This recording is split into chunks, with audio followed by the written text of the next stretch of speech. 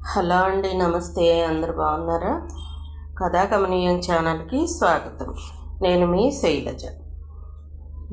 మన ఛానల్లో పోల్కంపల్లి శాంతాదేవి గారు రచించిన మాయలేడి నవల చదువుకుంటున్నాం కదా. ఆఖరి భాగంలో ఏం జరిగిందో చూద్దాం. నాన్నగారికి కిడ్నీ ఆపరేషన్ చేయడానికి ఇంకా ఎంత టైం పడుతుంది డాక్టర్? కిడ్నీ ఇచ్చే దాత దొరికితే వెంటనే ఆపరేషన్ చేయొచ్చునమ్మా, చెప్పాడు డాక్టర్. సుందరం అనే అబ్బాయి సుందరం మనసు మార్చుకున్నాడమ్మా. ఇంట్లో వాళ్ళ అమ్మకి ఈ సంగతి తెలిసిందట. కిడ్నీ ఆపరేషన్ అంటే తాను ఉరేసుకు చచ్చిపోతానందట. అందుకని కిడ్నీ ఇవ్వలేనని చెప్పి వెళ్ళాడు. సుందరం అనే అబ్బాయికి 25 ఏళ్లుంటాయి. నిరుద్యోగం. ఇంట్లో పెళ్లి కావలసిన అక్క చెల్లెళ్ళు. భోజనానికి కటకట పడుతున్న సంసారం. ఎవరికైనా అవసరపడితే తన కిడ్నీ అమ్ముతానని చెప్పాడు సుందరం. అతను కొన్నాళ్ల పాటు ఈ డాక్టర్ గారి దగ్గరే కాంపౌండర్గా చేశాడు. అమృతరావు ఆయన దగ్గర పేషెంట్గా చేరాక సుందరాన్ని పిలిచి చెప్పాడు డాక్టర్. 50,000కి తన కిడ్నీ ఇవ్వటానికి ఒప్పందం కుదుర్చుకున్న సుందరం మొన్న వచ్చి తాను కిడ్నీ ఇవ్వలేనని చెప్పి వెళ్ళాడు. ఆ విషయమే ఇప్పుడు లహరికి చెప్పాడు డాక్టర్. ఇప్పుడు ఎలా డాక్టర్? కిడ్నీ దాత దొరికాడని నిశ్చింతగా ఉన్నాను ఇన్నాళ్ళు, అంది లహరి. మళ్ళీ కిడ్నీ దాత దొరికే వరకు మనం కొంతకాలం ఆగక తప్పదమ్మా. నాది కానీ మా అమ్మది కానీ మా ఇంట్లో ఎవరిదైనా సరే ఇవ్వటానికి సిద్ధం డాక్టర్. మా నాన్నగారి కోసం మా ప్రాణాలైనా ఇస్తాము, అంది లహరి. తనకొచ్చిన రోగం తనని దురదృష్టవంతుణ్ణి చేసినా తన కోసం ప్రాణమైనా ఇచ్చే భార్యాబిడ్డలు ఉండటం ఆయన చేసుకున్న అదృష్టం సుధా. నాకు తెలిసిన ఓ సేవా సంస్థ ద్వారా ట్రై చేస్తాను. నాకు తెలిసిన 2-3 డాక్టర్లకు కూడా చెప్పి ఉంచాను. ఎక్కడా దొరక్కపోతే నీ ఆఫర్ గురించి ఆలోచిస్తాను. దీనికి ఆలోచన ఎందుకు డాక్టర్? ఒక రోగికి ప్రాణదానం చేయటం అన్నది డాక్టర్గా నాకెంత బాధ్యత ఉన్నదో, ఒక ఆరోగ్యవంతమైన మనిషిని అవిటివాడిని చెయ్యకుండా చూడవలసిన మానవతా ధర్మం కూడా అంతే ఉందమ్మా. పెళ్లి కావలసిన ఇంత చిన్న వయసులో నువ్వు ఓ కిడ్నీని కోల్పోవడం అంటే అది ఇంచుమించుగా అవిటి కావటమే నా దృష్టిలో, అన్నాడు డాక్టర్. మనిషికి 2 మూత్రపిండాల్లో ఒకటి వేస్ట్గానే ఉంటుంది కదా డాక్టర్. కానీ ఒకటి పని చేయకపోతే మరొకటి పనిచేస్తుందని మరొకకు. మనిషికి వరంగా భగవంతుడిచ్చిన స్పేర్ పార్ట్ అది. జన్మనిచ్చిన తండ్రి కంటే జీవితాన్నిచ్చిన తండ్రి గొప్పవాడు డాక్టర్. ఆయన కోసం నేనేమిచ్చినా తక్కువే. మీరిక ఆలోచించాల్సిందేమీ లేదు. డాక్టర్ లహరిని ఓసారి ఎగాదేగా చూసి, నాకు ఒకటి ఆశ్చర్యంగా ఉందమ్మా. నువ్వు చూస్తే తరుపత్రం మీద తళుక్కుమనే హెమబిందువంత స్వచ్ఛంగా కనిపిస్తావు. నీ మీద ఎంతటి అభాండం ఎలా పడింది? ఈ కథ ఎవరు కల్పించారో నువ్వు ఎందుకు బయట పెట్టవు, అన్నాడు డాక్టర్. విధి కల్పించిన కథ ఇది డాక్టర్. నా వృత్తిరీత్యా నేను చాలామంది ఆడవాళ్లను ఎరుగుదునమ్మా. ముఖం చూసి చెప్పగలను ఎవరు ఎలాంటి వాళ్ళు అని. జరగాల్సింది జరిగిపోయిందిగా, ఇక ఇప్పుడెందుకు దాని గురించి తర్కం, ఉదాసీనంగా అంది. ఇంకా ఎప్పుడూ జరగాల్సి ఉంటుంది కాబట్టి. ఇదొక గంధర్వ రహస్యం. విప్పడానికి ప్రయత్నిస్తే శిరస్సు ఒక్కలైపోతుంది. నవ్వటానికి ప్రయత్నించింది. ఇదొక జీవన నాటకం. నేను మనిషిని, మానవ ప్రయత్నాలన్నీ ఎక్కువగా నమ్మే డాక్టర్ని. నువ్వు మంచి పిల్లవి. నీకు ఈ చెడు ముద్ర ఎందుకు పడిందో తెలుసుకోకుందే వదిలిపెట్టను. నాకు సత్యము, సత్యం కూతురు తెలుసు. ఆ పిల్ల నాగిని అయితే ఆ తండ్రి నాగరాజు. పెళ్లి మండపంలో జరిగినదంతా ఆ తండ్రి కూతురు సృష్టించిందేనని నా నమ్మకం. నువ్వు దోషిలా మాట మంచి లేకుండా ఉండిపోయావంటే దాని వెనుక ఆ దుర్మార్గుల బెదిరింపు ఖచ్చితంగా ఉంటుంది. యామ్ ఐ రైట్, అన్నాడు. మీకు నా మీద ఉన్న నమ్మకానికి కృతజ్ఞతలు. ఇంతకంటే ఏం చెప్పలేను డాక్టర్. అయితే చెప్పవన్నమాట. నా సంగతికేం కానీ నాన్నగారి విషయమే ఆలోచించండి డాక్టర్. ఆపరేషన్ జరిగే మార్గం చూడండి, అని హాస్పిటల్ నుండి బయటకు వస్తుంటే నిరంజన్ ఎదురొచ్చాడు. హలో లహరి, ముఖం తిప్పుకుని వెళ్ళబోయింది లహరి. నా మీద కోపమా? నేను నీలాగే ఆమె చేతిలో బందీని. ఏ కాస్త తేడా వచ్చినా పీకలు కత్తిరించేస్తాడు వాళ్ళ నాన్న. అందుకని ఆమె నాటకంలో నేను ఓ పాత్రధారిని కాక తప్పలేదు. సుహాసిని కూడా అంతే. అప్పటికీ మాట్లాడలేదు లహరి, వెళ్ళబోయింది. నిరంజన్ ఆమె దారికి అడ్డుగా నిలబడి, నువ్వు మామూలుగా మాట్లాడే వరకు నిన్ను వదలను. నీకేమైనా సాయం చేసి నా పాపాన్ని కొంచెమైనా కడిగేసుకోవాలనుకుంటున్నాను. చెప్పు సుధా, నీకు నేను చేయగలిగిన సాయం ఏదైనా చేస్తాను. అతని గొంతులో ఎంతో నిజాయితీ. కొద్దిగా మెత్తబడింది లహరి. తండ్రికి కిడ్నీ ఆపరేషన్ చేయించటానికి కిడ్నీ దాత దొరకలేదన్న విషయం చెప్పింది. నాకు తెలిసిన ఒక సోషల్ వర్కర్ ఉంది, పద్మిని ఆవిడ పేరు. ఆవిడ క్లబ్ తరపున ఏవేవో ఆరోగ్య శిబిరాలు నిర్వహిస్తూ ఉంటుంది. ఉచిత నేత్ర చికిత్స, ఫ్యామిలీ ప్లానింగ్, ఇలా ఏవేవో నిర్వహిస్తుంది. ఆమెకు ఈ సిటీలో చాలామంది డాక్టర్లతో పరిచయాలు ఉన్నాయి. ఆమెను కన్సల్ట్ చేసి చూస్తాను. అంతేకాదు, నాకు వీలైనన్ని విధాలా ట్రై చేస్తాను. వారం రోజుల్లో నేను కిడ్నీ దాతను పట్టుకోలేకపోతే చూడు. నాకు ఈమెయిల్ చేశావా? నీ దుష్టపాత్రను క్షమిస్తాను. తప్పక చేస్తాను. ఆ విషయం కిన్నెరకు చేరవేయడానికి ఎక్కువ టైం తీసుకోలేదు నిరంజన్. సరే, మనం కొత్త పద్మినిని సృష్టిద్దాం. ఇక జరగాల్సింది వివరించింది కిన్నెర. అతడంతా ఆలకించి అంగీకారంగా తలూపాడు. కలిసొచ్చే కాలం వస్తే నడిచొచ్చే బిడ్డ పుడతాడు. సరిగ్గా అలాగే జరిగింది నిరంజన్ విషయంలో. అడ్వకేట్గా వృత్తిలోకి అడుగుపెట్టాక ఈరోజు మొదటిసారిగా కేసు ఓడిపోయాను. దీన్ని గ్రాండ్గా సెలబ్రేట్ చేసుకోకపోతే ఎలా? మంచి బార్కి తీసుకెళ్ళి నిరంజన్ అన్నాడు షమ్మి ఓ రోజు సాయంత్రం కోర్టు నుండి బయటకు వస్తూ. నీకు తాగుడు నేర్పిన పాపం నాకెందుకు? ఆంటీ నన్ను తిట్టడానికా? వద్దు బాబు, నీకంతగా తాగాలనుంటే బార్లకి ఒకరు దారి చూపాలా? నీ జేబులో పర్సుంది, చేతిలో కారుంది, అలా అలా వెళితే బారుంది అన్నాడు నిరంజన్. అన్నీ ఉన్నాయి కానీ కంపెనీ లేకపోతే మజా ఉండదు. బెట్టు చేయక కారెక్కు. నీకు కంపెనీ కావాలంటే ఇంకెవరినైనా చూసుకో, నన్ను వదిలే. ఆ రోజు రాత్రి ఆంటీ ఫోన్ చేసి ఎన్ని తిట్లు తిట్టిందని ఈరోజు ఆంటీకి తెలిస్తే కదా మనం మజా చేసుకున్న సంగతి. నువ్వు ఊగుతూ తూగుతూ ఇంటికి వెళితే ప్రత్యేకంగా ఆంటీకి చెప్పాల్సిన పని లేదు. అసలు మనం ఇంటికి వెళ్ళం కదా ఈ రాత్రికి. ఏ లాడ్జిలోనూ గది తీసుకుని ఉండిపోతాను. రేపు మమ్మీకి ఫ్రెండ్ ఇంట్లో ఉండిపోయానని చెబుతాను అన్నాడు షమ్మి. అమ్మో, అప్పుడే అంత ఎదిగిపోయావు ఈ లైన్లో. అబద్ధాలు చెప్పే స్థాయికి ఎదిగిపోయావంటే గురువుని మించిన శిష్యుడు అయ్యావన్నమాట. లోపల మహదానందంగా ఉంది నిరంజన్కు. తను పనిగట్టుకుని వీడికి తాగించే శ్రమ తప్పింది. అప్పుడే తప్పు కప్పిపుచ్చుకునే ప్రయత్నం కూడా మొదలుపెట్టాడంటే నైతికంగా వీడి పథకం శీఘ్రంగా జరిగిపోతుందన్నమాట. కిన్నెర పథకం సులువుగా పూర్తయిపోతుందన్నమాట. కాగల కార్యం గంధర్వులే తీర్చారన్నట్లుగా తన చేతికి మట్టంటకుండా పని జరిగిపోతుంటే అతడిలో సంతోషం పొంగి పొంగి రాసాగింది. రాత్రి 10 గంటలై ఉంటుంది. గోదావరికి వరదొచ్చినట్టుగా, హద్దు అదుపు లేనట్లుగా తాగేసిన షమ్మి ఊగుతూ తూగుతూ బార్ బయటికి వచ్చాడు నిరంజన్ భుజాన్ని ఆసరా చేసుకుని. అతని ముఖం బాగా కందిపోయి నరాలు ఉబ్బికొచ్చాయి. కాళ్ళు భూమి మీద నిలబడ్డం లేదు. నేనేమైపోతున్నానో నాకే తెలియడం లేదురా. అతని మాట కూడా దొరలడం కష్టంగా ఉంది. ఇది స్వర్గం రా, ఇక్కడ నేల ఉండదు. అలా అలా స్పేస్లో తేలిపోతున్నట్లుగా ఉంటుంది. ఏదైనా లాడ్జింగ్లో నన్ను దించేసి వెళ్ళిపో. స్వర్గంలో అప్సరసల్ని కలుసుకోకుండానే వెళ్ళిపోతావా? జన్మ వ్యర్థం రా. అసలు ఈ స్వర్గానికి అప్సరసలే అందం. అసలైన ఆకర్షణ అప్సరసే. లేకపోతే అమృతం సేవించినా నిరర్థకమే. తప్పు. నాకు కొన్ని నియమాలున్నాయి. నీ నియమాలు మంటగలవా? ఒక ఆడదే నిన్నెంత మోసం చేశాక నువ్వు మగాడివి మడికట్టుకోవడం ఏమిట్రా? ఇవన్నీ చేతగాని చవటలు చెప్పే మాటలు. ఒక్కడివి ఈ రాత్రి హోటల్ గదిలో పడి ఉంటానంటే నేనెలా ఒప్పుకుంటాను? నీకు తోడును సమకూర్చే ఇంటికి వెళతాను. తప్పురా, అలా మాట్లాడకు. మగాడికైనా సరే ఓ నీతి ఉండాలనే మనిషిని నేను. వెదవ ఫోజు కొట్టావంటే నిన్ను బరబరా లాక్కెళ్ళి ఆంటీ ముందు నిలబెడతానేమనుకున్నావు? చేతులు మారే ఆడవాళ్ళంటే నాకు అసహ్యం. వాళ్ళు తోడు కంటే దెయ్యాలు తోడుంటాయంటే నేను సంతోషంగా ఒప్పుకుంటాను. అంత నిషాలోనూ కంపరం వ్యక్తం చేశాడు షమ్మి. నిన్ను ఒక చోటుకి తీసుకెళ్తారా? పద్మాకరం ఆ ఇల్లు. అక్కడ పద్మాలుంటాయి కానీ బురదుండదు. అంటే ఫ్యామిలీ టైప్ అన్నమాట. ఎవరికి పడితే వాళ్లకు ఒళ్ళిచ్చే చీప్ క్వాలిటీ కాదు. పరువు మర్యాదలున్న ఇంటి ఆడపిల్లలు. కేవలం ఆర్థికపరమైన ఇబ్బందుల వల్ల ఈ పని చేస్తూ ఉంటారు. మూడో కంటికి తెలియకుండా పద్మిని అన్న ఆవిడ మేనేజ్ చేస్తూ ఉంటుంది. ఇది ఒక రకం సోషల్ సర్వీసే కదా అంటుంది.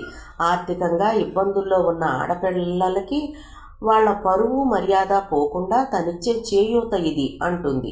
అమ్మాయిల్ని తార్చడం సోషల్ సర్వీసా? అదెవతో చెప్పుచ్చు కొట్టాలి. చిత్తుగా తాగి సాంఘిక బాధ్యత గురించి మాట్లాడటం తప్పురా అన్నాడు నిరంజన్. గొంగట్లో తింటూ వెంట్రుకలు ఏరకూడదంటావు. ఆల్ రైట్, తాగి చెడ్డవాడిని, ఇంకా చెడేముంది బాయ్, పద పద్మాకరానికి హుషారు తెచ్చుకుంటూ చిన్నగా ఏల వేశాడు షమ్మి. నీకు ఏ అమ్మాయి అయినా నచ్చిందనుకో, నువ్వు కోరుకున్న నాళ్ళు నీకే సొంతంగా ఉంటుంది, ఇంకెవరికేసి కన్నెత్తి కూడా చూడదు. కట్టుకున్న దానితో సుఖించినంత తృప్తిని వాళ్ళు నీకు కలిగిస్తారు. అది మనకు పద్మిని అందించే స్పెషాలిటీ. మనస్ఫూర్తిగా ప్రేమించిన లహరి వల్ల జరిగిన వంచన అతనికి ఆత్మ నైతిక విలువల మీద నమ్మకం పోగొట్టేలా చేసింది. సీతా సావిత్రులు జన్మించిన ఈ పుణ్యభూమిలో ఆడవాళ్ళెంత చెడిపోయారే, ఇక మగవాళ్ళు శ్రీరామచంద్రులు కావాలని ఎక్కడుంది? షమ్మి ఒక విధమైన విరక్తితో పద్మాకరానికి వెళ్ళడానికి అంగీకరించాడు. తాగుడు మైకం అతనిలోని విచక్షణ జ్ఞానాన్ని హరించింది. అప్పటికి రోడ్ల మీద జనసంచారం బాగా తగ్గింది. రణగుణ ధ్వనిగా ఉండే పరిసరాలు ప్రశాంతతను సంతరించుకుంటున్నాయి. కొద్ది నిమిషాల తర్వాత పద్మాకరం అన్న అక్షరాలతో నల్లరాతి ఫలకంతో ఉన్న గేటు ముందు ఆగింది కారు. గేటు ముందున్న గొర్కా నిరంజన్కి సుపరిచితుడై ఉన్నట్లు శాల్యూట్ కొట్టి గేటు తెరిచాడు. కారు బిల్డింగ్ ముందు ఆపి దిగాడు నిరంజన్. నేను లోపలికి వెళ్ళొచ్చి నిన్ను తీసుకువెళతాను అంటూ అతను చకచకా లోపలికి వెళ్ళిపోయాడు. షమ్మిని ఒంటరితనం ఆవరించడంతో మెదడు మత్తు నుండి బయటపడసాగింది. మనస వాచ కర్మణ అగ్నిసాక్షిగా పెళ్లాడిన స్త్రీకే అంకితం కావాలనుకున్న తాను కిరాయి స్త్రీల పొందు కోసం ఇక్కడికి రావడం ఏమిటి? అంతకు ముందు దాకా ఇటువంటివి ఎరుగని అతనిలో మెల్లగా సంఘర్షణ ప్రారంభమైంది. నిరంజన్ లోపలికి వెళ్ళేసరికి హాల్లో లహరి కూర్చుని ఉంది. ఇతని కోసం చాలాసేపటి నుండి నిరీక్షిస్తున్నట్లుగా ఉన్న ఆమె, ఇక రారేమో వెళ్ళిపోదాం అనుకున్నాను అంది. పద్మిని కలిసిందా అడిగాడు నిరంజన్. ఓహో, ఆమె బయటకు వెళ్ళిందట, వస్తుంది కూర్చోండి అని చెప్పింది ఒక ఆమె. మీరు ఫోన్ చేయగానే ఆటో తీసుకుని వచ్చేశాను, 2 గంటలు గడిచిపోయాయి చెప్పింది లహరి. ఇంటింటి పూజారి ఎక్కడ హస్క్ కొడుతూ కూర్చుందో, నాకు 9 గంటలకు అపాయింట్మెంట్ ఇచ్చింది. నేను వెళ్ళి తీసుకొస్తాను కానీ ఈలోగా నువ్వు పని చేయాలి సుధా. కారులో షమ్మి ఉన్నాడు, అతని పరిస్థితి ఏం బాగాలేదు. ఇక్కడ కాసేపు విశ్రాంతి తీసుకుంటాడు, నువ్వు కాస్త అతన్ని చూడు రిక్వెస్ట్ చేస్తున్నట్లుగా అన్న నిరంజన్. నేనా అంది లహరి. నువ్వే? ఎందుకంత ఆశ్చర్యం? కళ్యాణ మండపంలో అతను చూసిన చూపు నేను ఇంకా మర్చిపోలేదు. అంత ప్రేమించిన మనిషి ఎంతగా ద్వేషిస్తాడని అనుకోలేదు. ఇంతకీ ఏమైంది మీ స్నేహితుడికి అడిగింది లహరి. కొంచెం ఓవర్లోడ్లో ఉన్నాడు. ఈ స్థితిలో తల్లి చూస్తే తిడుతుంది, అందుకని నా వెంట తీసుకొచ్చాను. నేను తిరిగి వచ్చే వరకు నువ్వు అతన్ని కనిపెట్టి ఉంటే చాలు, నేనొచ్చి నాతో తీసుకుపోతాను. భేష్, పథకం పూర్తిగా పారిందన్నమాట. ఆ దెయ్యానికి మీరింకా సాయం చేస్తున్నారా? అగ్నిదేవుడి అజీర్తి పోగొట్టడానికి ఖాండవ దహనంలో ఎన్నో అమాయకపు జీవుల బలి. స్నేహితుడు ఇలా కావడం నాకు మాత్రం ఇష్టమా? నాలో ఎంత దావానలం చెలరేగుతుందో నీకేం తెలుసు? ఏ కాస్త తేడా వచ్చినా ఈ మెడ మీద తలొండదు. ఏం చెయ్యను? ఆ మనిషితో సహవాసం చెయ్యడమే మేం చేసిన తప్పు. నువ్వు, నేను, సోహా అందరం ఆమె చేతిలో పావులం. ఏ మణి, కొంచెం ఇలారా అంటూ ఆ ఇంట్లో పని మనిషిలా ఉన్న ఒక ఆమెను వెంట పెట్టుకుని బయట కారు దగ్గరకు వచ్చాడు. దగ్గర ఈమె ఇంట్లోకి తీసుకువెళ్తుంది, నేను అంతా అరేంజ్ చేసి వచ్చాను. అత్తారింట్లో కొత్తల్లుళ్ళా ఈ రాత్రిని పండించుకో. ఏ మాత్రం సిగ్గుపడినా ఒక స్వర్గాన్ని మిస్ అవుతావు. Best of luck. షమ్మిని ఇంట్లోకి పంపి నిరంజన కారెక్కి స్టార్ట్ చేసుకుని వెళ్ళిపోయాడు. మణితో 2 అడుగులు వేసి మనసు ఎదురు తిరుగుతున్నట్లుగా అయ్యి చివ్వున వెనుదిరిగేసరికి నిరంజన్ కారుతో సహా మాయమైపోయాడు. స్టూపిడ్, వీడు తనని చెడగొట్టడానికే కంకణం కట్టుకున్నట్లున్నాడు. షమ్మి కోపంతో గొణుక్కుంటూ గడప తగిలి కింద పడిపోయాడు. మణి చప్పున పట్టుకుని విడవకుండా నడిపించసాగింది. అతడి చెయ్యిని తన భుజం మీద వేసుకుని, ఎలాంటి మందుబాయలతో వేగటం కొత్త కాదు అన్నట్లుగా ఉంది ఆమె అతన్ని తీసుకెళ్లడం చూస్తుంటే. ఈరోజు కేసు ఓడిపోయానన్న సాకుతో చిత్తుగా తాగింది నేను కదా. నా బుద్ధి గడ్డి మేస్తుంటే ఒకరిననే పనేముంది? పైకే సణుగుతున్న అతని మాటలకి మణి చిన్నగా నవ్వసాగింది. మందుబాయిలు ఎప్పుడూ మనసుకు ముసుగులు తీసేస్తూ ఉంటారు. నిజం మాట్లాడని వాళ్ళు సైతం ఆ సమయంలో నిజాలు మాట్లాడతారు. సొక్కుతూ సోలుతున్న అతన్ని లహరి ఉన్న హాల్లోంచే మెట్లెక్కించి పైకి తీసుకెళ్ళింది మణి. కళ్ళు పత్తికాయల్లా చేసుకుని అతన్నే చూస్తున్న లహర్ని చూడలేదు, తన ధోరణిలో ఏదో సణుక్కుంటున్నాడు. ఎంత క్రమశిక్షణ గల మనిషి ఎలా అయ్యాడు? ఇంటికి వెళ్ళడానికి ముఖం చల్లక ఈ రాత్రి పరాయి పంచను తలదాచుకోవడానికి వచ్చాడంటే అతనెంత దిగజారిపోయాడో అర్థమవుతుంది. పగబట్టిన ఆడది తలుచుకుంటే చెయ్యలేనిది ఏమీ లేదని నిరూపించింది కిన్నెర. షమ్మీని గదిలో మంచం మీద పడుకోబెట్టి షూస్ విప్పింది మణి. మీరు కాసేపు రిలాక్స్ అవ్వండి, నేను వెళ్ళి మీకు కావలసిన వాళ్ళని పంపిస్తాను అని చెప్పి వెళ్ళిపోయింది. షమ్మీ మంచం మీద ఒరిగిపోయాడు. మంచం పక్కన స్టూలు మీద వెలుగుతున్న అగరొత్తుల నుండి వెలువడుతున్న పరిమళాలు గదంతా వ్యాపించి ఉన్నాయి. అదొక మత్తుగా అధోలోకంలా, శోభనపు గది అలంకరణల పక్కన స్టూలు మీద పాలు, పళ్ళు, స్వీట్స్, గోడలకు రతిభంగిమలో చిత్రాలు. షమ్మీకి ఇదంతా కంపరంగా ఉంది. అగ్నిసాక్షిగా పెళ్లాడిన భార్యతో జరగాల్సిన ఫస్ట్ నైట్ ఒక కాల్ గర్లతో జరుగుతోందా? చిచ్చి, తనెంత దిగజారిపోయాడు! తక్షణం ఈ గది విడిచి పారిపోవాలనిపించింది.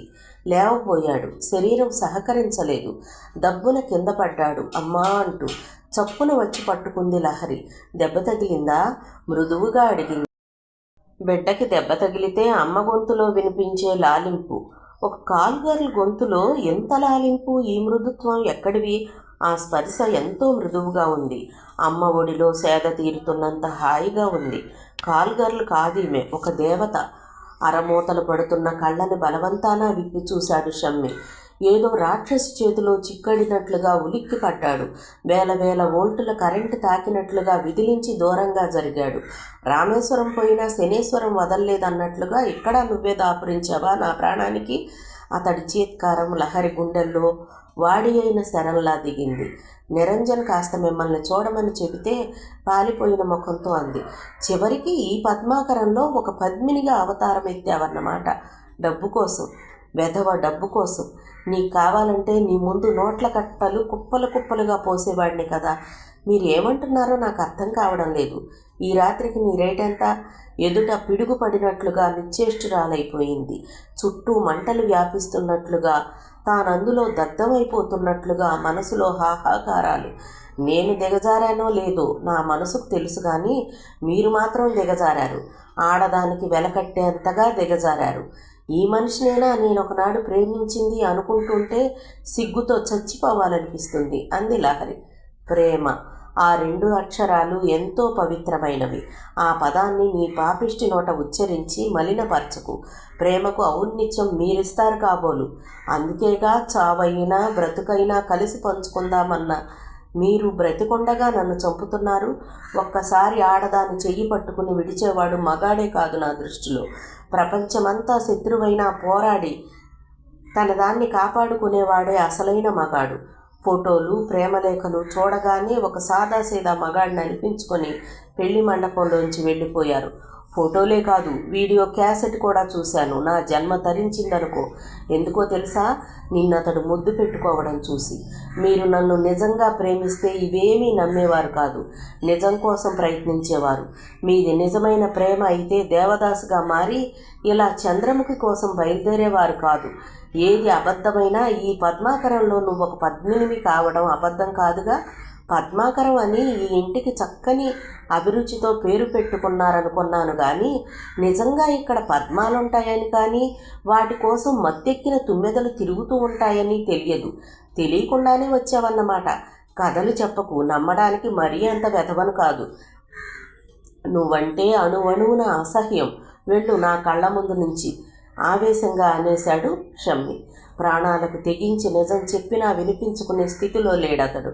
అంతగా విషపూరితమైపోయింది అతడి మనసు. ఈ ప్రపంచంలో మిన్నాగుల కాటుకైనా విరుగుంటుందేమో కానీ మనిషి కాటుకు విరుగుడు లేదు. ఏం చెప్పినా కట్టుకథగా కొట్టివేసే అతనికి ఏం చెబుతుంది? ఇదంతా కిన్నెర సృష్టించిన మాయాజాలమని చెప్పినా నమ్మని స్థితికి వచ్చాడు అతను. లహరి శరీరంలో, మనసులో శక్తినంతా ఎవరో పీల్చేసినట్లుగా అయింది. నీరసంగా కాళ్ళీడుస్తూ గది దాటి బయటకు వచ్చింది. ఏ పద్మినిని కలవాలని వచ్చిందో ఆ పద్మినిని కలవకుండానే బయటపడింది. నయం, ఆమెను ఎవ్వరూ ఆపే ప్రయత్నం చెయ్యలేదు. ఒక కత్తుల బోను నుంచి బయటపడినట్లుగా ఫ్రీగా గాలి పీల్చుకుంది లహరి. షమ్మీ ముందు తనని కాల్ గర్లుగా నిలబెట్టిన నిరంజన్ని తలుచుకుంటూ అంతకు మించి దురుద్దేశం కలగనందుకు తను సంతోషించాలి. ఆ పద్మిని తనని బంధించి ఏ రెడ్ లైట్ ఏరియాకు అమ్మేస్తే తనకి ఎవరు దిక్కయ్యేవారు కాదు. కుక్కల మధ్య పడిన ఎంగిలి విస్తరాకయ్యేది తన బతుకు. ఒక గొప్ప ప్రమాదం తప్పిపోయినందుకు సంతోషం, ఆ ప్రమాదం తలుచుకుంటే వణుకు, భయం రాసాగాయి. ఆ రోజు పోస్టులో ఆకాశరామన్న పేరుతో ఓ ఉత్తరం వచ్చింది భారతికి. భారతి గారు, మనిషికి ముందు తన ఇల్లు, తరువాత సంఘం, తరువాతే దేశం ముఖ్య పాత్ర వహిస్తాయి. అంటే ముందు మన ఇంటిని ఉద్ధరించుకున్నాకే సంఘాన్ని ఉద్ధరించడానికి, ఆ తరువాత దేశాన్ని ఉద్ధరించడానికి బయలుదేరాలన్నమాట. ఓవైపు మీ ఇల్లు తగలబడిపోతుంటే ఆ సంగతి పట్టించుకోకుండా సంఘసేవ చేయడం హాస్యాస్పదం కాదా? మీకున్నది ఒకే ఒక పుత్రుడు, వంశోద్ధారకుడు. అతడు శేషాలు ఖాళీ చేసి సాని కొంపల చుట్టూ తిరుగుతుంటే మీకేం పట్టకపోవటం విచారకరం. ముందు అతన్ని దిద్దుకుంటే సంఘాన్ని, దేశాన్ని ఉద్ధరించినంత.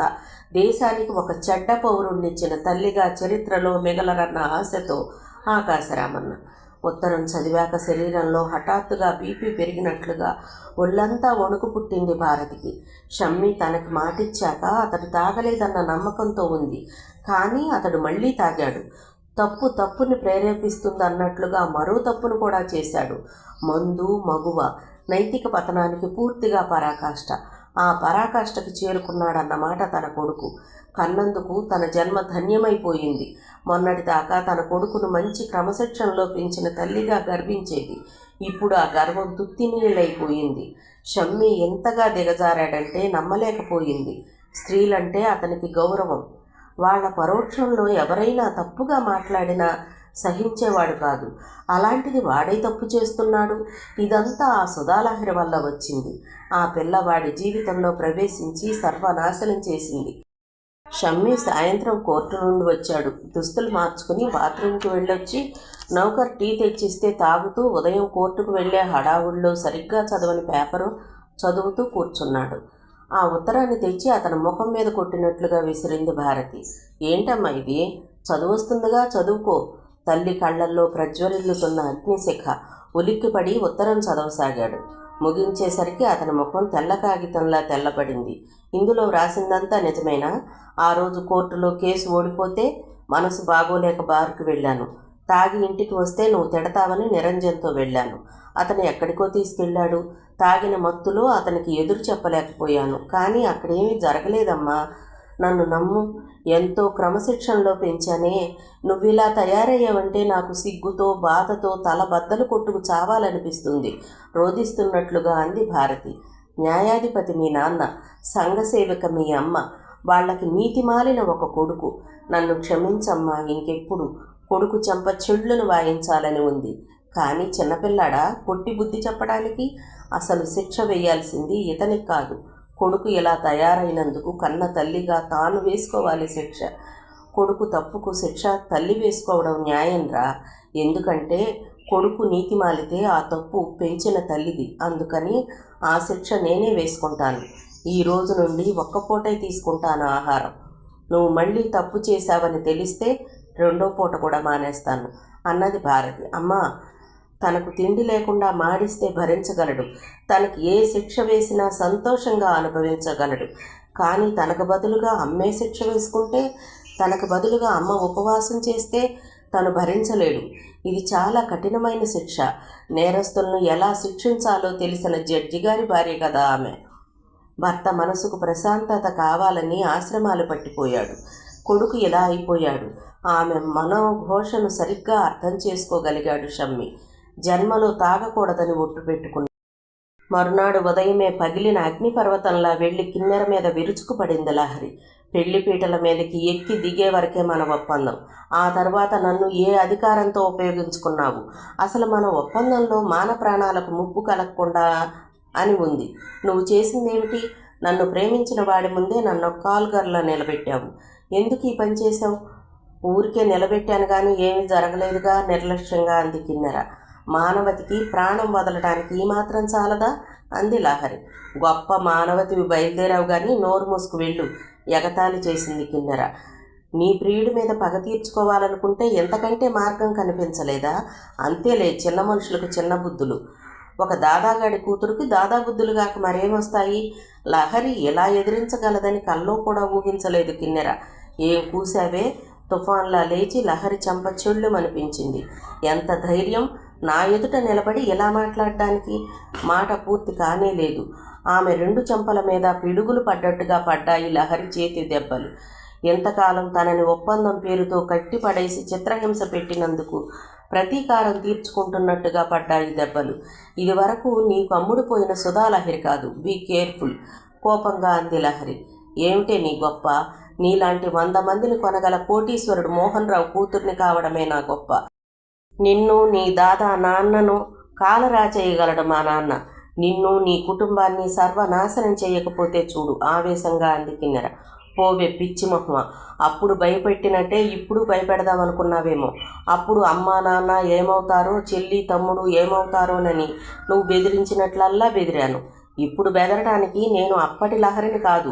ఇంతవరకు నా తండ్రి అనుకున్నవాడు నా తండ్రి కాదు, మా అమ్మను లేపుకొచ్చినవాడు. ఇక మా అమ్మ తల్లి అని చెప్పుకోవడానికే సిగ్గుపడేలా చేసిన తల్లి ఆమె. ఇక ఆమెను లేపుకొచ్చిన బాబుకు పుట్టిన పిల్లలు నా చెల్లి తమ్ముడు కాలేరు. కనకపోయినా నన్ను ఇన్నాళ్ళు పోషించాడు కాబట్టి అతని రుణం తీర్చుకోవాల్సిన బాధ్యత నాకుంది. అందుకని ఆపరేషన్కని నీ దగ్గర తీసుకున్న డబ్బు అందుకే ఖర్చు పెడుతున్నాను. ఆపరేషన్ వరకే ఆ కుటుంబంతో నాకున్న సంబంధం. ఆ తర్వాత నాకు ఆ కుటుంబంతో ఏ సంబంధము ఉండదు. వాళ్ళని చంపుతావో ఏదో చేస్తాననో నన్ను ఇక భయపెట్టలేవు. ఎందుకంటే నాకు మమకారం చచ్చిపోయింది కాబట్టి. వాళ్ళు చస్తే నేను బాధపడను కాబట్టి. చస్తే ఈ భూమికి ఓ భారం తగ్గిందని సంతోషిస్తాను. ఇక నన్ను చంపాలనో ఏదో చెయ్యాలనో అనుకుంటారా? నీ సంగతి మా డాడీకి చెప్పి ఉంచాను. ఆయన ఒక్క కనుసైగ చేస్తే చాలు నీ దాదా నాన్న దుమ్ములో దొర్లుతాడు. తను కొడుతున్న పిల్లి హఠాత్తుగా పులిగా మారి మీద పడితే మనిషి ఎంత విభ్రాంతికి లోనై చేష్టలుడుగుతాడో అలా అయిపోయింది కిన్నెర. నోరు తెరుచుకుని కళ్ళప్పజెప్పి చూడసాగింది. నువ్వు ఆడమన్నది నాటకమే అయినా నేను షమ్మీని ప్రేమించకుండా ఉండలేకపోయాను.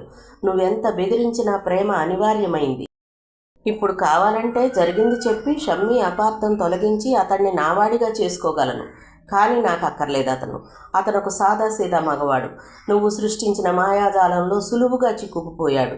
కట్టిన తాళిని తెంచేసి పెళ్లిపేటల మీద నుంచి లేచిపోయాడు. ప్రేమకు నమ్మకం పునాది కావాలి. పునాది లేనిదే ఏదైనా నిలబడదు. కూలిపోయిన మా ప్రేమ సౌధాన్ని నేను మళ్ళీ కట్టే ప్రయత్నమే చెయ్యను.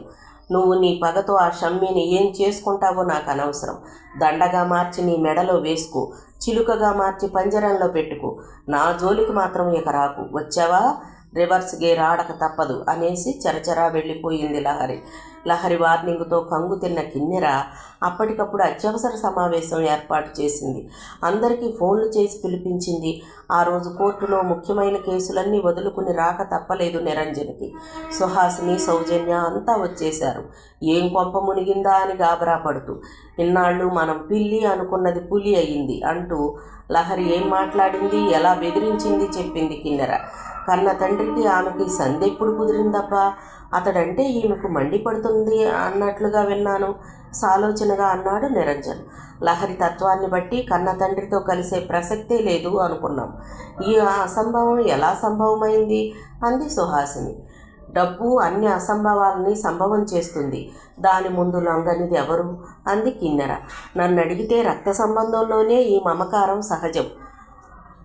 తన రక్తం పంచుకు పుట్టిన బిడ్డ అనగానే కూతురు పుట్టిన 25 ఏళ్లకి ఆమెను చూసిన తండ్రికి పుత్రికా వాత్సల్యం ఎలా పొంగి పొరలిందో మనం కళ్యాణ మండపంలో ప్రత్యక్షంగా చూసాం. కూతుర్ని చూస్తూ చూస్తూ ఆయన కన్నీరు కారుస్తూ ఉత్తరీయంతో కళ్ళొత్తుకోవడం మనం చూడలేదా? అలాగే ఈ కూతురు తన కన్న తండ్రి అమృతరావు కాదు మోహన్ రావు అని తెలియగానే ఆ రక్త సంబంధం తెలియకుండానే గుండెలను కదిలించి మనసును మమతాపాశంతో బంధిస్తుంది. లహరికి వచ్చిన ప్రథమ కోపం ఒక పొంగులా అణిగిపోయి ఉంటుంది.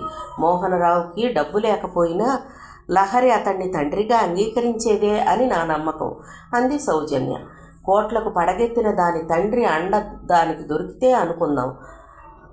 అయితే మాత్రం తన క్యారెక్టర్ విషయంలో అంతగా విర్రవీగే ఆ షమ్మీని దుమ్ములో దొర్లించిన దాన్ని, తెలుపు నలుపుతో కలవలేదన్న ఆ తండ్రి అహంకారం అణచి ఆశ్రమాలు పట్టించిన దాన్ని, నిన్నటిదాకా నా చేతిలో కట్పుత్లీగా ఆడిన మనిషి ఈరోజు నన్నే ఆడిస్తానని ఛాలెంజ్ చేస్తే చూస్తూ ఊరుకోవడానికి నేను దద్దమ్మను కాదు. ఏం చేస్తావు? రౌడీలను పంపి రేప్ చేయిస్తావా? గూండాలను పంపి హత్య చేయిస్తావా? మరణం మనిషికి శాశ్వత సుఖం ఇచ్చేదంటాడు ఒక కవి. నా శత్రువుకు పొరపాటును కూడా అటువంటి సుఖాన్ని ఇవ్వలేను. నువ్వు చెప్పిన మరొకటి బాగుంది, కానీ ఎక్కడో చాటుగా కాదు, పబ్లిక్లో నడి రోడ్డు మీద వేట కుక్కలకు విందుగా పారేస్తాను. అది షమ్మి కళ్ళెదురుగా అంది కిన్నెర. అప్పుడు అదే ఆత్మహత్య చేసుకోవాల్సి వస్తుంది. కిన్నెర దగ్గర నుండి ఇంటికి వస్తూనే అట్లకాడ పొయ్యిలో కాల్చి నాలుక మీద వాత పెట్టుకుంది లహరి. ఆ దృశ్యాన్ని చూసిన తల్లి తల్లడిల్లిపోయింది. సుధా, ఏంటమ్మా ఇది? పెద్దగా ఏడుస్తూ కూతుర్ను చుట్టేసింది. లహరి నోట్లో నిప్పు పెట్టుకున్నట్లుగా భగ్గున మంట. అయినా మనసులో రేగుతున్న మంట ముందు ఈ మంట తక్కువేననిపిస్తుంది. కళ్ళ నుండి ఏరుల్లా ప్రవహిస్తున్న నీళ్లు. లహరి ఆ రోజంతా ఏమీ తినలేదు, తాగలేదు, మాట్లాడలేదు. మరురోజు పలక మీద రాసింది, అమ్మా, నాన్నగారు, చెల్లి, తమ్ముడు, మీరు నా ప్రాణం, నన్ను క్షమించండి. దేనికమ్మ క్షమాపణ? డగ్గుత్తికతో అడిగారు రావుగారు. ఇప్పుడు ఏమీ చెప్పలేను, చెప్పే సమయం వచ్చినప్పుడు చెబుతాను. పలక మీదే రాసింది, నువ్వు మా నుండి దాస్తున్నావమ్మా. మన హితైషి అనుకున్న సత్యం ఎందుకలా ప్రవర్తించాడో నాకిప్పటికీ అర్థం కావడం లేదు. పెళ్లి పెటాకులు చేశాడు, అంతమందిలో మనల్ని తల వంచుకునేలా చేశాడు. తన కూతుర్ని చేసుకోలేదన్న కసితో ఇలా చేశాడనుకున్నా ఇంకా ఏదో ఉందని నా మనసు చెబుతూ ఉంది అన్నారు రావుగారు. మీ మనసు నిజమే చెబుతుంది నాన్నగారు. దురదృష్టవశాత్తు నేను ఒక విషవలయంలో చిక్కుకున్నాను. బయటపడతానో దానికే బలి అవుతానో తెలియదు. నేను బలి అవుతానని నాకు భయం లేదు, మిమ్మల్ని బలి చేసుకుంటానేమో అని భయంగా ఉంది అని రాసింది లహరి. ఏం జరిగిందో చెప్పు తల్లి, నిన్ను రక్షించుకోవడానికి నా ప్రాణం అడ్డుగా వేస్తాను. చెబుతాను నాన్నగారు, మీకు ఆపరేషన్ జరిగి మీరు ఆరోగ్యవంతులయ్యాక చెబుతాను. కానీ కొంతకాలం మీ అందరికీ దూరంగా ఉండవలసిన పరిస్థితి వచ్చింది. మీకు నాకు చెడినట్లుగా నటించాల్సి వస్తుంది. మీరు కూడా ఎవరైనా అడిగితే అలాగే చెప్పాలి. కన్న తండ్రిని చూసుకొని మిమ్మల్ని. ఏంటమ్మా ఇదంతా? నాకేమీ అర్థం కావడం లేదు అడిగారు రావుగారు. నాకు కొద్దిగా టైం ఇవ్వండి నాన్నగారు, మీకంతా చెబుతాను. వారం తిరగకుండానే డాక్టర్ కబురు చేశాడు కిడ్నీ దాత దొరికాడని. రావుగారికి ఆపరేషన్ విజయవంతంగా ముగిసింది.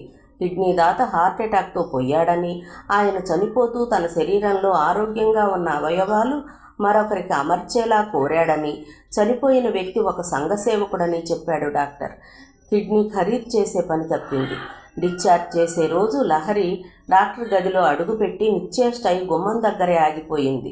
అక్కడ డాక్టర్కి ఎదురుగా కుర్చీలో ఉన్న మోహన్ రావుని చూసి, రామ్మ లహరి, డాక్టర్ చిరునవ్వుతో పిలిచాడు. లహరి ఆయన టేబుల్ దగ్గరకు వచ్చి నిలబడి, మీ బిల్లు ఇద్దామని వచ్చాను అంది. బిల్లు ఇందాకే చెల్లించబడిందమ్మా. చెల్లించబడిందా? ఎవరు చెల్లించారు? ఆశ్చర్యంగా అడిగింది లహరి. మీ నాన్నగారు మోహన్ రావు గారు. అంతవరకు ప్రసన్నంగా ఉన్న ముఖం చిటచిటలాడిపోయింది. మాకింకా ఎవరి దయాధర్మము స్వీకరించే గతి పట్టలేదు డాక్టర్ గారు. మీ బిల్లు నేను పే చేస్తాను, ఆయన డబ్బు ఆయనకిచ్చేయండి ఖండితంగా చెప్పింది బ్యాగ్ తెరుస్తూ. ఇచ్చివేయటానికి నాకేమీ అభ్యంతరం లేదు, కానీ ఎంత డబ్బిచ్చినా తీర్చుకోలేని రుణం ఒకటి ఉంది ఆయనది. తెలిసి నేనేం చేసిన రుణమేది లేదే ఆయన దగ్గర. తెలిసి చేసినా తెలియక చేసినా రుణం రుణమే కదమ్మా. నువ్వెంత డబ్బు ఖర్చు పెట్టినా దొరకని కిడ్నీ దాత ఆయన చొరవతో దొరికాడు. అమృతరావు గారికి కిడ్నీ ఆపరేషన్ ఆలస్యమైతే ఆ తర్వాత మనం చేయగలిగింది ఇంకేమీ ఉండేది కాదు. నువ్వు ఎంత డబ్బు ఖర్చు పెట్టినా తీర్చుకోలేని రుణమే కదా అది. ఆయన ఒకనాటి ప్రవర్తనకు భగవంతుడే శిక్షించాడు, జీవితంలో ఒంటరిని చేసి. అసలు పశ్చాత్తాపంతో ఆయన పాపం పరిహారమైందంటాను. ఇంకా నువ్వు క్షమించకపోవడంలో అర్థం లేదమ్మా. నేను క్షమించినా ఒకటే, క్షమించకపోయినా ఒకటే. నాకు నాన్న ఒక్కరే, ఆయన అమృతరావు గారు. పుట్టి పెరిగిన 25 ఏళ్ల తరువాత ఇంకెవరో నాన్న అంటే నా మనసు అంగీకరించదు. ఈ 25 ఏళ్ల జీవితంలో అమృతరావు గారి కూతురుగా తండ్రి ప్రేమను సంపూర్ణంగా పొందగలిగాను. ఇంకెవరో ఇవాళ హఠాత్తుగా తయారై ఇవ్వాల్సింది ఏమీ మిగలలేదు. లహరి ఎంత కటువుగా మాట్లాడినా అంతా సహజమే అన్నట్లుగా సహనంతో భరిస్తున్నాడు మోహన్ రావు. ఆయన జీవితంలో పాఠాలు నేర్చుకున్న మనిషి. డాక్టరే మాట్లాడాడు, నువ్వు తండ్రి ప్రేమను సంపూర్ణంగా పొందిన అదృష్టశాలివి. కానీ అతను ఏమీ పొందనివాడు కదమ్మా. భార్యకు దూరమయ్యాడు, రక్త సంబంధానికి దూరమయ్యాడు, చివరికి ఎవ్వరూ లేని ఒంటరివాడయ్యాడు కదమ్మా. ఇన్నేళ్లకి తన రక్త సంబంధం నీ రూపంలో కనిపిస్తే కన్నతండ్రి ప్రేమను వర్షించకుండా ఎలా ఉంటాడో నువ్వు ఆలోచించమ్మా. ఒక గూడు, అందులో ఒక మగ ఒక ఆడ, ఆ రెంటికి కలిగిన చిన్నారి పిల్లలు మీరు. పిల్లలు పుట్టాక ఆ పిల్లలే జీవితం. ఆ రెంటికి అంటే ఏమిటి? రక్త సంబంధం. ఈ ప్రపంచంలో మనిషికే కాదు, పక్షికి పశువులకి కూడా మమతాపాసం ఉంటుంది. మరో జీవి కనిపిస్తే చీల్చి చెండాడే పులిలాంటి క్రూర జంతువు సైతం తన పిల్లల మీద ఈగను కూడా వాలనివ్వదు. ప్రేమతో నాకుతుంది, ప్రేమతో సాకుతుంది. ఈ మమతాపాసమే ఒక గూటికి కట్టివేస్తుంది. తన ఇల్లు, తన భార్య, తన పిల్లలు, ఈ వలయంలో బందీ కాని మనిషి అరుదు. సహజమైన విషయాన్ని తిరస్కరించి విచ్చలవిడిగా తిరిగిన వాళ్ళు సహజమైన సంసార మాధుర్యానికి ఎలా దూరమవుతారో మోహన్ రావు జీవితం ఒక ఉదాహరణ. భార్య పిల్లలను ప్రేమించిన మనిషి ఎంత అదృష్టవంతుడవుతాడో అమృతరావే ఒక ఉదాహరణ. అతని కోసం ప్రాణం పెట్టే పిల్లలు, అతడు బ్రతకడం కోసం ప్రాణమైనా ఇచ్చే పిల్లలు, అతడు లేని క్షణంలో తాను లేనని చెప్పే భార్య. అతడి అదృష్టం ముందు మోహన్ రావు దురదృష్టం మరింత స్పష్టంగా కనిపిస్తుంది కదమ్మా. అందుకే అతడంటే నాకు జాలి. ఆ జాలి వల్లే నేను అతనికి సపోర్టుగా మాట్లాడుతున్నాను. అమృతరావు శిక్షణలో పెరిగిన దానివి. నీలో మానవత్వం, దయ చక్కగా విరబూశాయనే నా నమ్మకం. మాటలతోనే మెత్తని బంధాలు వేస్తున్నట్లుగా అన్నాడు. లహరి మాట్లాడలేదు. నువ్వు అతని ప్రతిరూపానివి, ఏకైక వంశాంకురానివి. నీ కోసం బంగారు సింహాసనం వేసి కిరీటం పెట్టడానికి ఆర్తిగా ఆహ్వానిస్తున్నాడు. ఆయన్ని తిరస్కరించడం విఘ్నత కాదు. ఇంతేనా మీరు నన్ను అర్థం చేసుకున్నది? సింహాసనానికి కిరీటాలకి అమ్ముడుపోయే మనిషిని అనుకున్నారా? దెబ్బతిన్నట్లుగా అంది సుధాలహరి. అమృతరావు కూతురువి. ధనాన్ని ఎంత తుచ్చంగా చూస్తావో నాకు తెలుసు. కానీ తనకు ఆస్తిపాస్తులుండటం, అవి వారసురాలివైన నీకిచ్చిపోవాలనుకోవడం మోహన్ రావు తప్పు కాదుగా అన్నాడు డాక్టర్. ఇంతసేపు కూతురి ముఖంలోకి ఆర్తిగా చూస్తూ కూర్చున్న మోహన్ రావు ఇప్పటికి పెదవి విప్పాడు. నీకు నాకు మధ్య ఈ ఆస్తిపాస్తులే అడ్డుగోడలైతే వీటిని ఆశ్రమానికో రాసేస్తానమ్మా. నేను నీకోసం నీ పెంపుడు తండ్రి స్థాయికి దిగి రావడానికి నాకేమీ అభ్యంతరం లేదు. ఏమీ లేకపోయినా సరే నువ్వుంటే చాలు చివరి రోజుల్లో. మీరు ఎంత తల్లకిందులైనా అమృతరావు కాలేరండి. ఎందుకంటే ఆయన అమృతరావు. ఆయన హృదయం అమృతతుల్యం. ఎంత ప్రేమించినా తరగనిది ఆయన హృదయం. ఆయనకి ప్రేమించడం, ప్రేమించబడటం తెలిసినట్లుగా మీకు తెలియదు. ఆయన స్థాయి అందుకోవాలంటే కిందికి దిగడం కాదు, పైకి ఎక్కాలి. కానీ ఆ మెట్లు తరగవు అన్నది లహరి. కనీసం ఆ ప్రేమ మంత్రమైన నీ పెంపుడు తండ్రి దగ్గర నేర్చుకుంటానమ్మా, మోహన్ రావు నీరసమైన నవ్వుతో అన్నాడు. పెంపుడు తండ్రి, కన్న తండ్రి అని నాకిద్దరు లేరు. నాకున్నది ఒక్కడే తండ్రి, ఆయన అమృతరావు గారు గట్టిగా అన్నది లహరి. కృష్ణుడి పెంపకంలో యశోద ధన్యమైనట్లుగా నిన్ను పెంచిన అమృతరావు ధన్యమయ్యారు అన్నాడు డాక్టర్. ఇక్కడుంటే ఎలాగో ఒకలా నిన్ను చూసుకోవచ్చని తన మకం ఇక్కడికే మార్చాడమ్మా మీ నాన్న. మొన్న జూబ్లీ హిల్స్లో బిల్డింగ్ ఒకటి ఖరీదు చేశాడు. తన వ్యాపారానికి సంబంధించిన ఆఫీసును కూడా ఇక్కడికే మార్చుకుంటాడట చెప్పాడు డాక్టర్. నేను ఒప్పుకున్నా ఒప్పుకోకపోయినా మన మధ్య ఒక సంబంధం ఉంది. అది రక్త సంబంధం. మీకు ఇవ్వకపోయినా దానికి ఇవ్వాలి విలువ. మా నాన్నగారు నాకు అదే చెప్పారు. ఆయన మీ గురించి చెబుతూ లేనిది ఉందనుకోవడం ఎంత తప్పో ఉన్నది లేదు అనుకోవడం కూడా అంతే తప్పు. ఆయనకి నీకు మధ్య ఉన్నది రక్త సంబంధం, దాన్ని కాదనకూడదు అని చెప్పారు. ఆయనకి మీరంటే జాలి. ఆయన ఒంటరి పడవలో నడి సముద్రాన చిక్కడి తీరం కనిపించక అల్లాడుతున్న మనిషి. నువ్వు ఒడ్డున కనిపిస్తున్న చిరుదీపానివి. ఈ దీపాన్ని ఆయన కళ్ళబడకుండా చేయడానికి నేనెవర్ని? అది మానవత్వం ఉన్న మనిషి చేయాల్సిన పని కాదమ్మా అన్నారు నాన్నగారు. ఆయనకి ఎవరి పట్ల ద్వేషం లేదు, అందరినీ ప్రేమించాలంటారు. ఆయన శిక్షణలో పెరిగిన దాన్ని కదా. మిమ్మల్ని నేను ప్రేమించడానికి ప్రయత్నిస్తాను. మీ దగ్గర నేను కొన్నాళ్ల పాటు ఉంటాను. కొన్నాళ్ల పాటే తిరిగి మా ఇంటికి వెళ్ళిపోతాను. దానికే ఉప్పొంగిపోయాడు మోహన్ రావు. ఈ మాత్రమైనా చాలమ్మా. నా కూతురితో కలిసి ఉన్నానన్న ఆనందం కొద్ది రోజులైనా పర్వాలేదు. ఇంటికి వెళ్ళిపోవడానికి బట్టలు మందులు సర్దుకోవడం పూర్తి చేసిన యశోద రావుగారి చెయ్యి పట్టుకుని నడిపిస్తూ తీసుకొచ్చింది. ఆమె అటు ముఖం చేసుకుని కూర్చున్న మోహన్ రావును చూడలేదు. అయిపోయిందా సుధా? నాగస్వరం విన్న నాగులా చివ్వున అటువైపు తలతిప్పాడు మోహన్ రావు. యశోదను రెప్పవాల్చకు చూస్తున్న ఆయన కళ్ళల్లో ఏదో అవ్యక్తమైన భావం. సన్నని నీటి తెర. మాధవి, నా చేజారిన మణిపూస, నిన్నొక గాజు ముక్కలా చూశాను కదూ, అందుకే నన్ను ఇలా శిక్షించావు. నీ విలువ తెలిసిన వాడి చేతిలో రాణించావు. ఆ కన్నీటి తెర వెనుక అతని మనసు మోగరవుదన. అయిపోయిందమ్మా. నాన్నగారు, మీరు కాసేపు ఇక్కడ కూర్చోండి, నేను ఆటో తీసుకువస్తాను. సుధ నోట ఆ పిలుపుకు తను ఏనాటికైనా నోచుకుంటాడా? ఈ జన్మ చాలదేమో.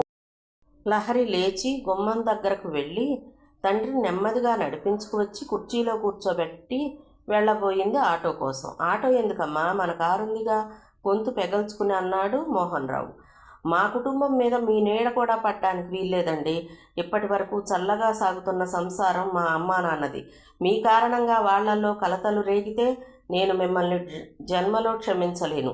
మీ ముఖం చూడను, ఖచ్చితంగా చెప్పింది లహరి.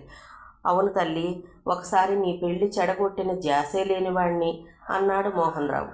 లహరి ఆటో పిలుచుకువచ్చింది. తల్లిని తండ్రిని తీసుకెళ్ళి కూర్చోబెట్టింది. మీరు వెళ్ళండి నాన్నగారు, నేను కొద్ది రోజుల పాటు ఆయన దగ్గర ఉండి వస్తాను అంది. ఇప్పుడే వెళతావా తల్లి? ఈ ఎడబాటు ఎప్పుడో ఓసారి తప్పదనుకున్నాను కానీ అది ఎంత తొందరలో ఉంటుందనుకోలేదు, విచారమైన ముఖంతో అన్నారు అమృతరావు గారు. అమ్మాయి ఆయన దగ్గరికి వెళ్ళడం ఏంటండి? మీ తండ్రి కూతుళ్ళు కలిసి ఏం కూడబలుక్కున్నారు? భయ విఫలతతో అడిగింది యశోద. కొద్ది రోజుల పాటు సుధాలహరి ఆయన దగ్గర ఉండి వస్తుంది అన్నారు రావు గారు. అదే ఎందుకని అడుగుతున్నాను. ఎందుకేమిటే పిచ్చి మహమ, ఆయన తండ్రి పిల్లలు తండ్రి దగ్గర ఉండక ఇంకెవరి దగ్గర ఉంటారు? అబ్బా అంటూ ఆ మాటలు వినలేకపోతున్నట్టుగా ఆమె చెవులు మూసుకుంది. ఆటో పోనీ చెప్పారు రావు గారు. తండ్రి చేతిని చేతిలోకి తీసుకొని నొక్కి వదిలి ఆటో వెళ్ళిపోయాక లోపలికి వచ్చింది లహరి. మీ ఇంటికి వస్తున్నాను, పదండిక, సుధాలహరి అంది మోహన్ రావుతో. ఇప్పుడే తబ్బిబ్బడిపోయాడు మోహన్ రావు. ఇప్పుడే వస్తానన్నాక ఎప్పుడైతేనేం అన్నది. డాక్టర్ గారు, మీ మేలు జన్మలో మరవను. మీ రాయబారం ఇంత త్వరగా ఫలిస్తుందనుకోలేదు. డాక్టర్ గారి చేతిని తన 2 చేతులతో అందుకుని నలిపివేస్తూ అన్నాడు మోహన్ రావు. కూతురు చేతిని ఆప్యాయంగా అందుకుని మబ్బుల్లో తేలిపోతున్నట్లుగా కదిలిపోతున్న అతన్ని ఆర్ద్రంగా చూశాడు డాక్టర్. హే భగవాన్, ఈ సృష్టిలో ఎటువంటి తీయదనం పెట్టావయ్యా. భార్యని భార్యగా ఏనాడూ చూడని వాడు కూతుర్ని గుండెల్లో పెట్టుకున్నాడు. ఇదే మమతాపాసం, ఇదే రక్తపాసం. సుహాసిని పెళ్లి కుదిరింది. ఆ రోజు ఎంగేజ్మెంట్. ఆ సాయంత్రం తన ఫ్రెండ్స్ అందరినీ ఇంటికి పిలిచి పార్టీ ఇచ్చాడు నిరంజన్. పార్టీకి షమ్మీ కూడా వచ్చాడు. కానీ ఎవరెంత బలవంత పెట్టినా డ్రింక్ తీసుకోలేదు. నేను 2 సార్లు డ్రింక్ చేసిన ఫలితంగా ఆ అమ్మ ఒక పూట భోజనం మానేసింది. 3వసారి డ్రింక్ చేశానని తెలిస్తే 2వ పూట కూడా మానేస్తానంది. 3వసారి డ్రింక్ చేసి మా అమ్మను చంపుకోలేను కాబట్టి నన్ను బలవంత పెట్టొద్దు. ఇలా మడికట్టుకున్న వాళ్ల ముందు తాగాలంటే తాగే వాళ్ళకి ఇబ్బందిరా. అయితే నాకు సెలవు, వెళ్ళిపోతాను. వద్దొద్దు, కూర్చో, కనీసం కూల్ డ్రింక్ అయినా తీసుకో అన్నాడు నిరంజన్. ఏమిటో ఈ అమ్మలు అమ్మమ్మలు, మనం మగవాళ్ళం, బయట ఎన్నో ఒత్తిళ్ళు. ఏదో కొద్దిగా రిలాక్స్ అవుదామని కొంచెం సిప్ చేస్తే కొంపలే తగలడిపోతున్నట్లు గోల్ చేస్తారు. నిరంజన్ గొనుక్కుంటూ వెళ్ళి షమ్మీకి కూల్ డ్రింక్ ఇవ్వు సుహా అని చెప్పాడు. సుహాసులు ఫ్రిడ్జ్లోంచి ఆరెంజ్ బాటిల్ తీసింది. ఇదిగో అంటూ నిరంజన్ సైగ చేశాడు. అర్థమైనట్లుగా చిరునవ్వు నవ్వింది. నిరంజన్ ఫ్రెండ్స్ అంతా చిత్తుగా తాగి జోకులు పేలుస్తూ నవ్వుతున్నారు. ముఖ్యంగా లేడీస్ మీద పచ్చిగా మాట్లాడుకుంటున్నారు. ఇదివరలో అయితే షమ్మీ ఇలాంటి సంభాషణకు అడ్డు తగిలేవాడు. స్త్రీలను గౌరవించకపోతే మనం అధఃపాతాళానికి కుంగిపోతామని చెప్పేవాడు. ఇప్పుడు ఆ ఆసక్తి లేదు. ఇప్పుడు ఆ మనిషి కాదు. ఒక స్త్రీ వల్ల ఘోరంగా మోసగించబడి స్త్రీలను నెత్తిన పెట్టుకున్నట్టుగా మాట్లాడలేడు. ఒకవేళ మాట్లాడితే విన్నవాళ్ళు పకపకా నవ్వుతారు. అలాగని వాళ్ళ మాటల్ని ఎంజాయ్ చేయలేకపోతున్నాడు. నేను ఇక వస్తారా అని లేచాడు షమ్మి. ఎందుకో ఒళ్ళు తూలినట్టుగా కళ్ళు తిరిగినట్లుగా అయింది. టేబుల్ పట్టుకుని కింద పడకుండా ఆపుకున్నాడు. ఏమిట్రా, ఏమైంది? నిరంజన్ కంగారుగా అడిగాడు. ఎందుకో కళ్ళు తిరుగుతున్నాయి. కళ్ళు మాకు తిరగాలి, నీకెందుకు తిరుగుతున్నాయిరా? తను గొప్ప జోక్ పేల్చినట్లుగా బళ్ళున నవ్వాడు నిరంజన్. పొద్దుటి నుండి నువ్వు కోర్టు కేసులతో స్ట్రెయిన్ అయి ఉంటావు. కాసేపు రెస్ట్ తీసుకో, నేనొచ్చి మీ ఇంటి దగ్గర దిగబెట్టి వస్తాను. సుహా, షమ్మీని పైకి తీసుకెళ్ళమ్మా. ఈ పార్టీ అవగానే అతన్ని ఇంటి దగ్గర డ్రాప్ చేసి వస్తా గాని అన్నాడు. వద్దులేరా, నేను వెళతాను, కోటు భుజం మీద వేసుకున్నాడు షమ్మి. నువ్విలా తూలుతూ సోలుతూ వెళ్ళావంటే మీ అమ్మ తాగావనుకుంటుంది. నువ్వు తాగలేదని చెప్పడానికైనా నేను వెంట ఉండాలి కదా. ఎంత 10 మినిట్స్లో వచ్చేస్తా. ఈలోగా నువ్వు రెస్ట్ తీసుకో, కొంచెం సర్దుకుంటుంది. సుహాసిని షమ్మీ చెయ్యి పట్టుకుని పైకి తీసుకెళ్లి బెడ్ మీద పడుకోబెట్టి ఏసీ ఆన్ చేసి వెళ్ళిపోయింది. ఏదో కళ్ళు తిరగటం కాదు, పూర్తిగా మగత ఆవరించింది షమ్మీని. ఈ ప్రపంచానికి ఆవల అంతరాళలో తిరుగుతున్నట్లుగా ఫీలింగ్. ఏవేవో అస్పష్టమైన ఆకారాలు. ఎవరో చేతులు చాచి కౌగలించుకుంటున్నారు. పెదవుల మీద ముఖం మీద పిచ్చిగా ముద్దు పెట్టుకుంటున్నట్టున్నారు. పెనవేసుకుని సుళ్ళు తిరుగుతున్నారు. ఆ స్పర్శ శృతిమెత్తగా పరిమళభరితంగా ఉంది. ఏదో తీయని బాధ శరీరమంతా వ్యాపించింది. కట్టె రాచుకుంటే అగ్ని రగులుతుంది. నవచైతన్యం తొణికిసలాడే శరీరాలు రాసుకుంటే రగిలేది మహాజ్వాల. ఐక్యం చెందితే గాని ఆరని జ్వాల. వివశమై అతని చేతులు ఆమె చుట్టూ బిగుస్తున్నాయి. ఇంతకీ తానెక్కడున్నాడు? ఏ నాగకన్యో మాయ చేసి ఏ నాగలోకమో ఎత్తుకురాలేదు కదా. అందుకైనా తనకి కళ్ళు తిరిగినట్లుగా ఈ మగత ఆవరించింది. ఈమె నాగకన్య, గంధర్వకన్య? చూద్దామంటే కళ్ళు తెరుచుకోవడం లేదే. ఈ మత్తు ఆమె చల్లిందేనేమో. షమ్మీ శక్తినంతా కూడా తీసుకుని కళ్ళు విప్పాడు. అతడి అరమోట్పు కన్నుల ముందు కనిపించింది నాగకన్య కాదు, గంధర్వకన్య కాదు, కిన్నెర. అంతులేని మోహావేశంతో రగులుతున్న కిన్నెర. మొగలి పొదలో జంట పామును పెనవేసుకుని బుసలు కొడుతున్న పున్నమి నాగులా కిన్నెర. కౌగిట పట్టిన అప్సర స్త్రీ. హఠాత్తుగా అస్థిపంజరమైపోయినట్లుగా దడుసుకున్నాడు షమ్మి. నుప్పుల కుంపటిలోంచి మంచు కొండల్లోకి విసిరేసినట్లుగా చల్లబడిపోయాడు. ఎవరి పేరు తలుచుకుంటే ఒళ్ళంతా గొంగళి పురుగులు పాకినట్లుగా అవుతుందో ఆమె కౌగిట్లో తాను, తన కౌగిట్లో ఆమె. తీవ్రమైన అసహ్యంతో ఆమెను విదిలించి లేచాడు. మిన్నాగులా చివ్వున పైకి లేచి అతని చెయ్యి అందుకుంది కిన్నెర. ఇంకా పంతమా? నన్ను కాదని నువ్వేం సాధించావని. నలుగురిలో నవ్వుల పాలైంది జీవితం. మీ నాన్న ఆశ్రమాలు పడితే అమ్మ స్వర్గం చేరటానికి సమాయత్తమవుతుంది. నువ్వొక తాగుబోతుగా, తిరుగుబోతుగా ముద్రపడ్డావు. నేను నీ గురించి చేయిస్తున్న దుష్ప్రచారంతో నీ చేతిలో ఉన్న కేసులన్నీ జారిపోతున్నాయి.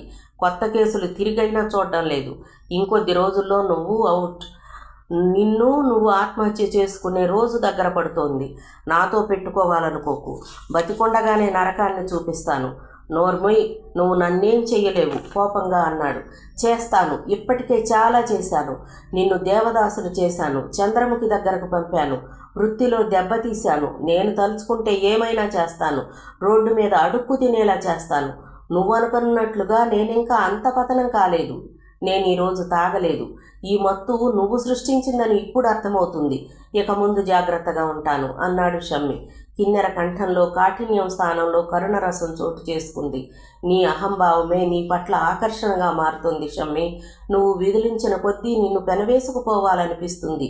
ఎందుకు నేనంటే నీకింత విముఖత? ప్రేమ నా నేరమా? నువ్వు ప్రేమించిన వాళ్ళు నిన్ను మోసం చేసినప్పుడు నిన్ను ప్రేమించిన వాళ్ళని నువ్వు చేరదీయవచ్చును కదా. నీదొక ప్రేమ, నువ్వొక మనిషివి అంటూ ఏసడించాడు షమ్మి. నా ప్రేమని అవమానపరచుకు, నా మనసుని గాయపరచుకు. నువ్వు కాదంటే నిన్ను చంపి నీ శవంతో ఆడుకోగలను, జాగ్రత్త. క్షుద్ర ప్రేమికుల జాబితాలో చేరదగ్గ మనిషి కిన్నెర. కర్మకాలి ఆమె చేతిలో పడ్డాడు. ఒళ్ళు జలధరించినట్లయింది షమ్మీకి. చంపటం ఒక్కటే నీకు చేతనైన పని. చాలామంది ప్రేమ కోసం ప్రాణాలు అర్పిస్తారు. నీ రాక్షస ప్రేమ నుండి తప్పించుకోవడం కోసం ప్రాణాలు అర్పిస్తాను, కానీ నేను చస్తే నువ్వు శాశ్వతంగా ఓడిపోయినట్లే కదా. అందుకేగా నిన్నెంతకాలం ప్రాణాలతో ఉంచింది. నువ్వు మొదట నన్ను కాదన్నప్పుడే నీ మెడ మీద తల తీసేద్దామన్నాడు మా డాడీ. నువ్వు చస్తే నేను గెలిచినట్టు కాదనే నిన్ను బ్రతకనిచ్చాను. ఇప్పుడు బ్రతకనిస్తాను. నేను బ్రతికినన్నాళ్ళు నిన్ను గెలవడానికి ప్రయత్నిస్తాను అని షమ్మీ గదిలో నుంచి బయటికి వెళ్ళిపోయింది కిన్నెర. షమ్మీ కూడా నెమ్మదిగా గోడలను ఆసరా చేసుకుని దిగి వచ్చాడు. పార్టీ పూర్తయి వెళ్ళిపోతున్న మిత్రులకు వీడ్కోలిచ్చి లోపలికి వస్తున్న నిరంజన్, ఎలా ఉంది ఇప్పుడు? తల తిరగడం తగ్గిందా అని అడిగాడు. నువ్వు శత్రుపక్షపాతివని నాకు తెలుసు నిరంజన్, కానీ మిత్రద్రోహివని కూడా ఇవాళ స్పష్టమైపోయింది తీక్షణంగా అన్నాడు షమ్మి. నిరంజన్ తేలిగ్గా నవ్వేసి అన్నాడు, ఇది మిత్రద్రోహమని నేను అనుకోవడం లేదు. 100 అబద్ధాలాడి ఒక పెళ్లి చేయొచ్చన్నారు పెద్దలు. నేను, సుహా, ఆమె ఫ్రెండ్స్ మేమంతా గాఢంగా అభిలషించేది కిన్నెరకు నీకు వివాహం జరగడం. కిన్నెర సమీర్ కుమార్ల కళ్యాణం జరిపించడం కోసమే మేమంతా పాత్రదారులం కావలసి వచ్చింది. శాకిని డాకిని జాతికి చెందిన స్త్రీ ఆమెతో నా వివాహం అభిలషించడం మిత్రుడిగా నువ్వు చేయాల్సిన పని కాదు. ప్రేమమయ్యి అమృతమయ్యి అయిన స్త్రీ కూడా తన ప్రేమను కాదన్న పురుషుడి పట్ల శాకినిగా డాకినిగా మారటం అసహజం కాదు. షమ్మి, కిన్నెరను ప్రేమించి చూడు, ఆమె అమృతాన్ని చవి చూపిస్తుంది. పూజిస్తే వరాలిచ్చి ఆగ్రహిస్తే కాటేసే నాగజాతికి చెందిన స్త్రీ కిన్నెర. నీకు ఇదివరకే ఆ సంగతి చెప్పాను. పిచ్చి ప్రేమతో నీ కాళ్ళ దగ్గర పడి ఉండాల్సిన ఆడదాన్ని నువ్వే రాక్షసిగా మార్చావు. ఇప్పటికైనా మించిపోలేదు. నీ తప్పును సరిదిద్దుకుంటే సుఖపడతావని స్నేహితుడిగా నా సలహా. పద, మీ ఇంటికి పంపించొస్తాను. చాలిక నీ స్నేహం. నేనొక్కడినే వెళ్ళగలను. నీ కళ్ళింకా మత్తుగా మూతలు పడుతూనే ఉన్నాయి. నువ్విలా మబ్బుల పల్లకి ఎక్కి మీ అమ్మ ముందుకు వెళితే ఆమె నువ్వు తాగామేమో అనుకుంటుంది. తాగలేదని సాక్ష్యం చెప్పడానికైనా నేను నీ వెంట ఉండడం అవసరం కదా అంటూ కారు తాళం చెవి షమ్మి నుండి తీసుకున్నాడు నిరంజన్. షమ్మి పూర్తి స్పృహలో ఉన్నా కళ్ళని ఆవరించుకున్న మగత వదలడం లేదు. అవింకా అరమూతలవుతూనే ఉన్నాయి. షమ్మి ఇంటికి చేరుకునేసరికి రాత్రి 10 అయింది. ఇంటి ముందు కారాపి దిగి హాల్లోకి వస్తుంటే కావాలనే షమ్మి చేయి పట్టుకున్నాడు నిరంజన్.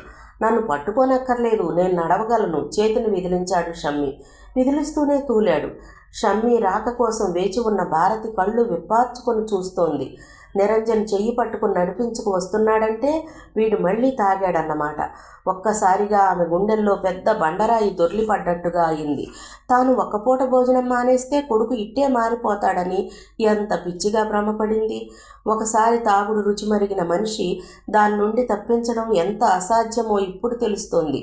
యారా, తాగావు కదూ? పిడుగుపడ్డట్టుగా అడిగింది. తల్లి కోపాన్ని చూసి అదిరిపడ్డాడు షమ్మి. లేదాంటీ, తాగలేదు. మా ఇంట్లో పార్టీ జరిగిన మాట నిజమే, కానీ షమ్మి కూల్ డ్రింక్ మాత్రమే తీసుకున్నాడు, నిరంజన్ చెప్పాడు. నువ్వు ఒక తోడు దొంగవి. నీ మాట ఎవరు నమ్ముతారులే. పార్టీ అని 10 మందిని పిలిచి తాగుడు పోయించడానికి నీకంత డబ్బు తేరగా వస్తుందా? నీకిదేం పాడు బుద్ధి నిరంజన్, కోపంగా అంది భారతి. ఒట్ట ఆంటీ, షమ్మి తాగలేదు. ఈసారి గనక తాగితే మీరు 2వ పూట కూడా తిండి మానేస్తారన్నారట కదా, అందుకని కూల్ డ్రింక్ మాత్రం తీసుకున్నాడు అన్నాడు నిరంజన్ తనని సమర్థించుకుంటూ. చేసిన తప్పుకు అబద్ధం తోడు. చేసిన తప్పు ఒప్పుకుంటే శిక్ష కొంతైనా తగ్గేదేమో కానీ అబద్ధమాడి చేసిన తప్పును రెట్టింపు చేశారు. వాడు తాగాడో లేదో వాడి కళ్ళు చెబుతున్నాయి. ఇక నువ్వు వెళ్ళు నిరంజన్, కోపంగా అంది భారతి. నమ్మకపోతే నేనేం చెయ్యను అన్నట్లుగా భుజాలు కనుబొమ్మలు ఎగరేసి వెళ్ళిపోయాడు నిరంజన్. నువ్వు కూడా వెళ్ళి పడుకో షమ్మి. ఓహో, నువ్వు ఈ రాత్రి నిద్రపోకుండా నా గురించే ఆలోచిస్తావు. నేను తాగలేదమ్మా, కూల్ డ్రింక్లో ఎవరో మత్తుమందు కలిపారు అని నన్ను నమ్మమంటావు. నేను మరీ అంత వెర్రి తల్లిని కాదులే అన్నది భారతి. కావాలంటే నా నోరు వాసన చూడు అన్నాడు షమ్మి. కృష్ణుడి నోరు చూసిన యశోద జన్మ ధన్యమైంది. నీ నోరు వాసన చూస్తే నీ కన్న తల్లి జన్మ ధన్యం కాదు కానీ మరణానికి ముహూర్తం నిర్ణయం అయిపోతుంది. నన్ను విసిగించక వెళ్ళి పడుకో. అతనితో వాదించే శక్తి కూడా లేదు. కళ్ళు మూతలు పడుతుంటే పైకి వెళ్లే ఓపిక కూడా లేనట్లుగా అక్కడే సోఫాలో కూర్చొని నిద్రపోయాడు. సుదీర్ఘమైన నిట్టూర్పు భారతి గుండెల్ని చీల్చుకుంటూ బయటకు వచ్చింది. ముచ్చటగా 3వసారి కూడా తాగి తన మరణానికి ముహూర్తం పెట్టాడు కొడుకు. భగ్న హృదయాన్ని బద్దలు కొడుతుంటే భరించలేక కొడుకు తాగుడుకు బానిసయ్యాడు. వ్యభిచారులు, దొంగలు, కూనీకోరులు ఈ తాగుడులోంచే పుట్టుకు వస్తారు. అట్టడుగు స్థానంలోకి చేరతారు. బతికుండగానే నిత్య నరకం అనుభవిస్తారు. ప్రస్తుతం కొడుకు పొందే నరకాన్ని చూడకుండా ముందుగానే ఈ ప్రపంచం నుండి నిష్క్రమించడం సుఖం కదా అని ఆలోచించింది. తెల్లవారింది. షమ్మికి మెలకు వచ్చింది. తల భారంగా, కళ్ళు బరువుగా అనిపించాయి. రాత్రి జరిగినదంతా ఒక పీడకలలా గుర్తుకు వచ్చింది. దానితో పాటు అమ్మ ఈ రోజు నుండి ఆహారం తీసుకోవడం పూర్తిగా మానేస్తుందని కూడా గుర్తొచ్చింది. ఉపవాసాలతో నీరసించి చివరికి ఓ రోజు కన్ను మూసే అమ్మను తలుచుకుంటే అతనికి కడుపులోంచి దుఃఖం తన్నుకు వచ్చినట్లుగా అయింది. అమ్మా అమ్మా అని పెద్దగా పిలుస్తూ సోఫాలోంచి లేచాడు. అమ్మగారు పూజ గదిలో ఉన్నారు బాబు, నౌకరు వినయంగా చెప్పాడు. షమ్మికి మనసు కొద్దిగా తేలిక పడింది. వెంటనే స్నానం చేసి ఎన్నడూ లేనిది నుదుట కుంకుమ బొట్టు పెట్టుకుని అతి బుద్ధిమంతుడైన బాలుడిలా వెళ్ళి పూజ గదిలో తల్లి పక్కన కూర్చున్నాడు. ఆమె భగవంతుడి స్తోత్రాలేవో నిశ్శబ్దంగా చదువుకుంటుంది. 1/2 గంట తరువాత చదువుతున్న పుస్తకం మూసి దేవుడికి పసుపు, కుంకుమ, పువ్వులు, అక్షతలు వేసి హారతి ఇచ్చింది. భక్తిగా హారతి కళ్ళకద్దుకున్నాడు షమ్మి. కొడుక్కి తీర్థప్రసాదాలిచ్చి తను తీసుకుని పూజ గది మూసి పెరటి వైపు ఉన్న వరండాలో చిరుచాప వేసుకుని రామాయణ పుస్తకం చదువుకుంటూ కూర్చుంది. నౌకరు టీ తెచ్చాడు. తీసుకోలేదు. ఈ రోజు నుండి నేను టీ కానీ భోజనం కానీ చెయ్యను. నా కోసం వండొద్దు. అమ్మగారు బాధగా పిలిచాడు నౌకరు. ఆ విషయం షమ్మీకి చెప్పాడు. షమ్మీ వెళ్ళి తల్లి ముందు కూర్చుని ఆమె చేతులు పట్టుకున్నాడు. రాత్రి నేను తాగలేదమ్మా. నిరంజన్ ఇంట్లో పార్టీ అంటే వెళ్ళాను. కూల్ డ్రింక్లో మత్తుమందు కలిపి ఇచ్చారు. ఇదంతా ఆ కిన్నెర పన్నిన వల. ఆమెను పెళ్లాడలేదని పగబట్టింది. నన్ను సర్వనాశనం చెయ్యాలని కంకణం కట్టుకుంది. నిరంజన్ కిన్నెర పక్షపాతి అని తెలుసు, కానీ మిత్రద్రోహానికి తలపెట్టగలడని రాత్రే తెలిసింది అంటూ రాత్రి జరిగినదంతా చెప్పాడు. కిన్నెర ప్లాన్ అంతా చాలా సక్సెస్ఫుల్గా జరిగిపోతోందమ్మా. నీ ఆత్మాహుతి, తర్వాత నా ఆత్మహత్య, నాన్నగారు సన్యాసుల్లో కలిసిపోవడం, ఈ మూడు జరిగితే కిన్నెర సంపూర్ణ విజయం సాధించినట్లే. ఆమె ఓడిపోవాలంటే ఈ మూడింటిలో ఏది జరగకూడదు అన్నాడు. నువ్వు చెప్పేదంతా నిజమేనా? తల్లికే అబద్ధాలు చెప్పేంత నీచుణ్ణి కాలేదమ్మా. ఇదంతా చూస్తుంటే పీటల మీద పెళ్లి పెటాకులు కావడంలో ఆ రాక్షస్ పాత్ర ఉంది అనిపిస్తుంది. ఆ ఫోటోలు, ఆ లేఖలు ఆమె సృష్టించుండొచ్చుగా, కావచ్చు, కానీ లహరి నిర్దోషి అంటే నేను అసలు ఒప్పుకోను. ఎందుకంటే ఆమెను ఆ సవ్యసాచితో నేను చూశాను అన్నాడు షమ్మి. నువ్వు చూసేందుకే కిన్నెర ఆ సన్నివేశాన్ని ఏర్పాటు చేసి ఉండొచ్చు కదా. ఒక్క సవ్యసాచితో అయితే ఇదంతా కిన్నెర సృష్టించిన మాయాజాలం అనుకునేవాళ్ళం. కానీ లహరి కాల్గర్లుగా పనిచేయడం నా కళ్ళారా చూశాను. ఎలా చూశావు? చురుగ్గా అడిగింది భారతి. నేను ఆ రాత్రి బాగా తాగాను, అంటే రెండోసారి అన్నమాట. ఆ మైకంలో నేను ఇంటికి వస్తే నువ్వు తిడతావనే భయంతో ఏదైనా హోటల్ గదికి తీసుకెళ్ళమని నిరంజన్ని అడిగాను. వాడు పద్మిని అన్న ఆవిడ ఇంటికి తీసుకెళ్ళాడు. అక్కడ లహరి కాల్గర్లుగా తారసపడింది అని చెప్పాడు. లహరి కాల్గర్లుగా పనిచేసిందంటే నేను నమ్మలేకుండా ఉన్నాను. వాళ్ళ నాన్నగారికి వేలకు వేలు ఖర్చు పెట్టి కిడ్నీ ఆపరేషన్ చేయించింది. ఒక ఆడపిల్లకి ఇంత డబ్బు ఎలా వచ్చింది? పాపం పుణ్యం భగవంతుడికి తెలుసు. ఇక ఆ పిల్ల సంగతి వదిలే, ఇప్పుడు జరగాల్సింది ఆలోచిద్దాం. మనం కిన్నెర సృష్టించిన విషవలయంలో ఉన్నాం. ఎప్పుడు ఏ ముప్పు తలపెడుతుందో, ఎవరిని బలి తీసుకుంటుందో తెలియదు. ఈ విషవలయం నుండి బయటపడాలంటే నాకు ఒకటే ఉపాయం తోస్తోంది అంది భారతి. ఏమిటది? కిన్నెరని నువ్వు వివాహం చేసుకో. అమ్మా ఎదుట పిడుగు పడిందేమో అన్నట్లుగా అరిచాడు. అంతకంటే మార్గం కనిపించడం లేదు నాకు. పాము కరుస్తుందని పామునే మెడకు చుట్టుకోమన్నట్లుగా ఉందమ్మా నీ మాట. కిన్నెర పాము అని ఎందుకు అనుకోవాలి? ఆ పిల్లలో ప్రేమించే గుణాన్ని చూడాలి. నీ కోసం ఆత్మహత్యకు పాల్పడిందంటే నిన్నెంతగా ప్రేమిస్తున్నది అర్థం చేసుకోవచ్చు.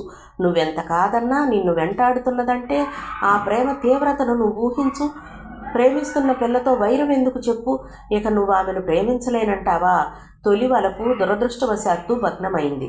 నీ జీవితంలోకి భార్యగా ఏ స్త్రీ అడుగుపెట్టినా ఆ తొలి ప్రేమ స్థానాన్ని పొందలేదు. అది ఎప్పటికీ శూన్యపేటంగానే మిగిలిపోతుంది. జీవితంలో చోటివ్వడానికి కిన్నెర అయితేనేం, మరో తుమ్మిదైతేనేం. ఇంకా నాకు మనసు అన్నది చావలేదు కదమ్మా. ఒక రాక్షసిని భార్యగా ఎలా భరించమంటావు? తలుచుకోవడానికే నాకు చాలా కంపరంగా ఉంది. భార్యగా భరించలేకపోతే ఆ రాక్షసే నిన్ను మింగేస్తోంది అంది భారతి కంగారుగా. మింగినా పర్వాలేదు, నేను మాత్రం ఆమెను చేసుకోను గట్టిగా చెప్పాడు షమ్మి. భగవంతుడా, నాకు గర్భశోకాన్ని కలిగించకు. బాధగా కళ్ళు మూసుకుని చేతిలో ఉన్న రామాయణ పుస్తకాన్ని గుండెకు హత్తుకుంది.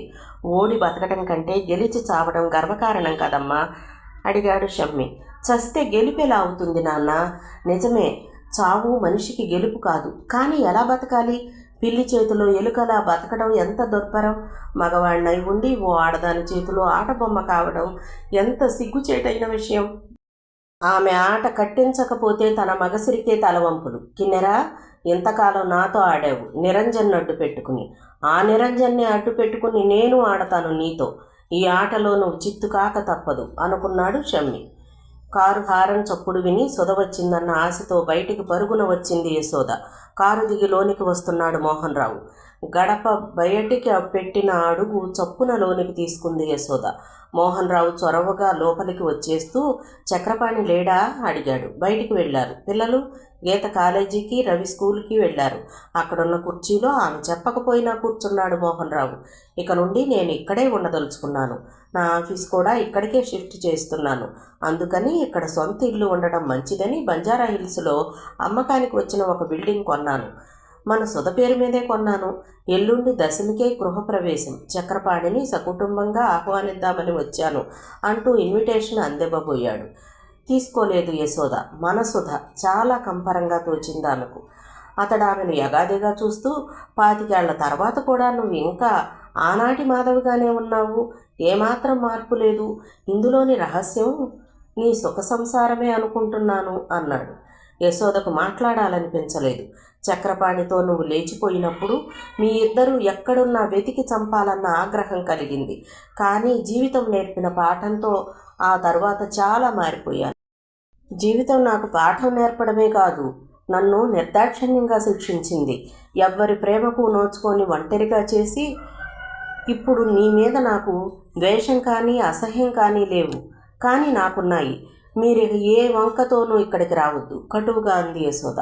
మోహన్ రావు ఎర్రబడిన ముఖంతో లేవపోతుండగా అమృతరావు గారు ప్రవేశించాడు. ఎంతసేపు అయితే మీరు వచ్చి? స్నేహపూర్వకంగా ప్రశ్నించాడు. ఇప్పుడే. ఎల్లుండి దశమికి గృహప్రవేశం చేస్తున్నాం. మీరంతా సకుటుంబంగా రావాలి. నాకిక ఎవరున్నారు మీరు తప్ప అంటూ ఇన్విటేషన్ కార్డు అందించాడు మోహన్ రావు. మంచిది, ముక్తసరిగా అన్నారు రావు గారు. ఊరికే మంచిదంటే కుదరదు, మీరందరూ తప్పకుండా రావాలి. నాకిక ఎవరున్నారు మీరు తప్ప? రావు గారు ఇక కళ్ళల్లోకి చూశారు. అక్కడ ఏం కనిపించిందో గానీ నిర్లిప్తంగా అన్నారు. మోహన్ రావు గారు, మీరు మరోలా అనుకోవద్దు. మీరు మా ఇంటికి రావడం మాకు ఇష్టం లేదు. మీ పిల్లను మీకు ఇచ్చేశాం కదా, ఇక మా జోలికి రాకుండా ఉంటారని ఆశించాను. కానీ వస్తున్నారు. సంతోషంగా సాగిపోతున్న మా జీవితాలలో తుఫాన్ రేపకండి. మోహన్ రావు రావుగారి భుజాల మీద చేయేసి పెళ్ళును నవ్వాడు. పిల్లను పంపించావు కానీ పిల్ల తల్లిని పంపలేదుగా. నల్లబడింది రావుగారి ముఖం.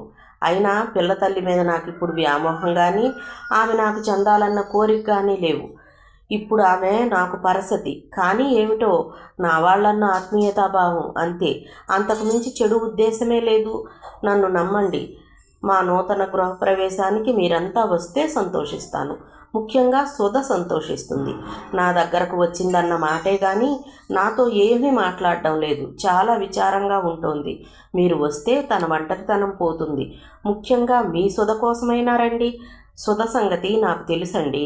స్నేహంతో కానీ మరో విధంగా కానీ మన రెండు కుటుంబాలు కలవాలని ఆమె ఏనాటికి కోరుకోదు. మా కుటుంబం మీద మీ ఛాయ పట్టడం కూడా ఆమెకి ఇష్టం లేదు. ఆమెకి వనవాసపు రోజులు అంతే. సుధకి నా దగ్గరకు రావడం ఇష్టం లేదు. నా సంగతి తెలుసు చక్రపాణి. కానీ నా సర్వస్వం దారపోసి అయినా ఆమె ప్రేమను పొందడానికి ప్రయత్నిస్తాను. అలాగే మీ మనసుల్లోని దురభిప్రాయాన్ని కూడా తొలగించడానికి ప్రయత్నిస్తాను. నేను ఆనాటి మోహన్ రావుని కాదు. ఈనాటి మోహన్ రావు వేరే. అందరితో నన్ను అసహ్యించుకుని ద్వేషించే వాళ్లతో సైతం మంచిగా ఉండాలని కోరుకుంటున్న మోహన్ రావుని.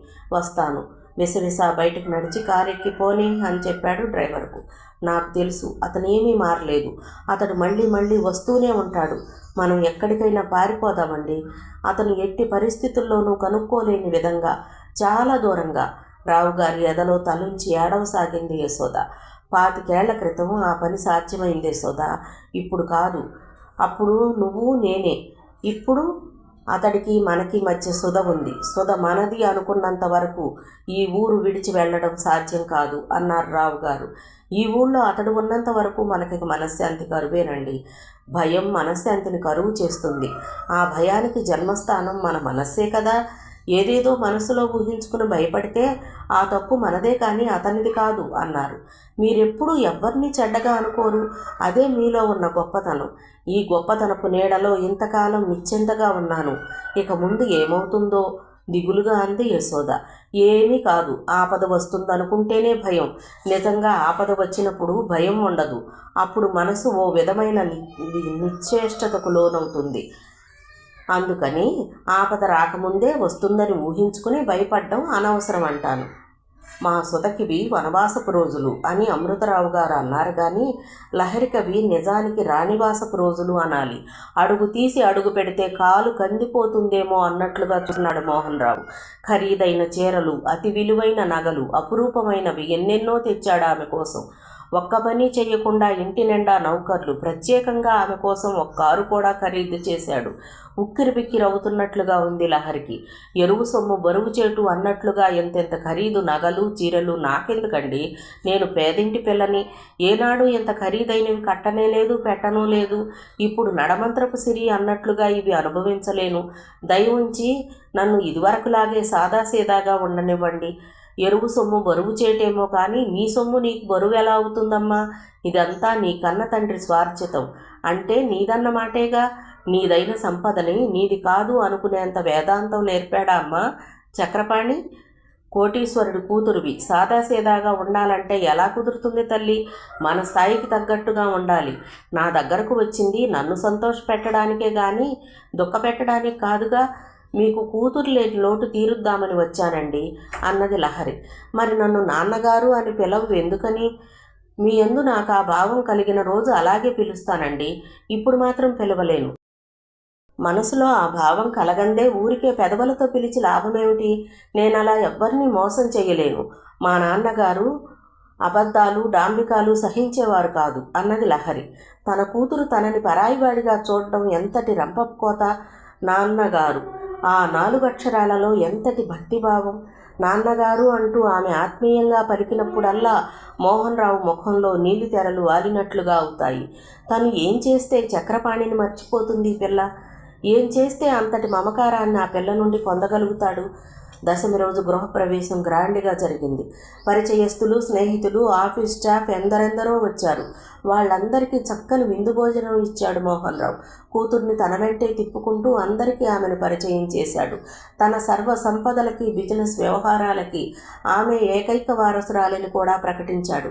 కిన్నెరను మభ్యపరచడానికి ఏదో 4 రోజులు అతని దగ్గర తలదాచుకోవచ్చని వచ్చి ఒక బంగారు పంజరంలో బందీ అయిపోయినట్లుగా కలవరపడింది లహరి.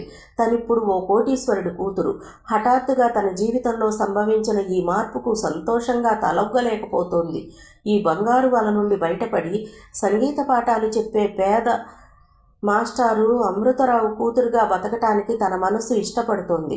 తంతే గారెల బుట్టలో పడ్డం అంటారే, సరిగ్గా అలా జరిగింది సుధ పని. సత్యం నీ పెళ్లి చెడగొట్టాలని సుధ పుట్టుపూర్వోత్తరాలు తోడితే అది ఆమెకు రాజయోగం తెచ్చిపెట్టింది. ఇప్పుడు ఆమె కోటీశ్వరుడైన తండ్రి ఇంట రాజభోగాలు అనుభవిస్తోంది. ఆ మోహన్ రావు బంజారా హిల్స్లో కోట్లు పెట్టి కూతురు కోసం మహారాజా ప్యాలెస్ లాంటి ఇల్లు ఒకటి కొన్నాడు. గృహప్రవేశం సందర్భంగా ఆహూతులందరికీ ఆమెను పరిచయం చేశాడు. తన కోట్లకి ఆమె ఏకైక వారసురాలని ప్రకటించాడు. పరిగట్టుకుని వచ్చి చెప్పాడు నిరంజన్ షమ్మీకి. షమ్మీ చిరాకు పడ్డాడు. ఇప్పుడు ఆమె సంగతులన్నీ నాకెందుకు చెప్తున్నావు? నిన్ను మోసగించిన ఒక ఆడదానికి ఎటువంటి స్వర్ణయోగం పట్టిందా అని. భగవంతుడు ఎంత పిచ్చివాడు! దుర్మార్గులకే అష్టసంపదలిచ్చి ఎందుకు ఆశీర్వదిస్తాడా అని అన్నాడు. పట్టని ఆమెకు ఏ యోగం పడితే నీకెందుకు నాకెందుకు విసురుగా అన్నాడు.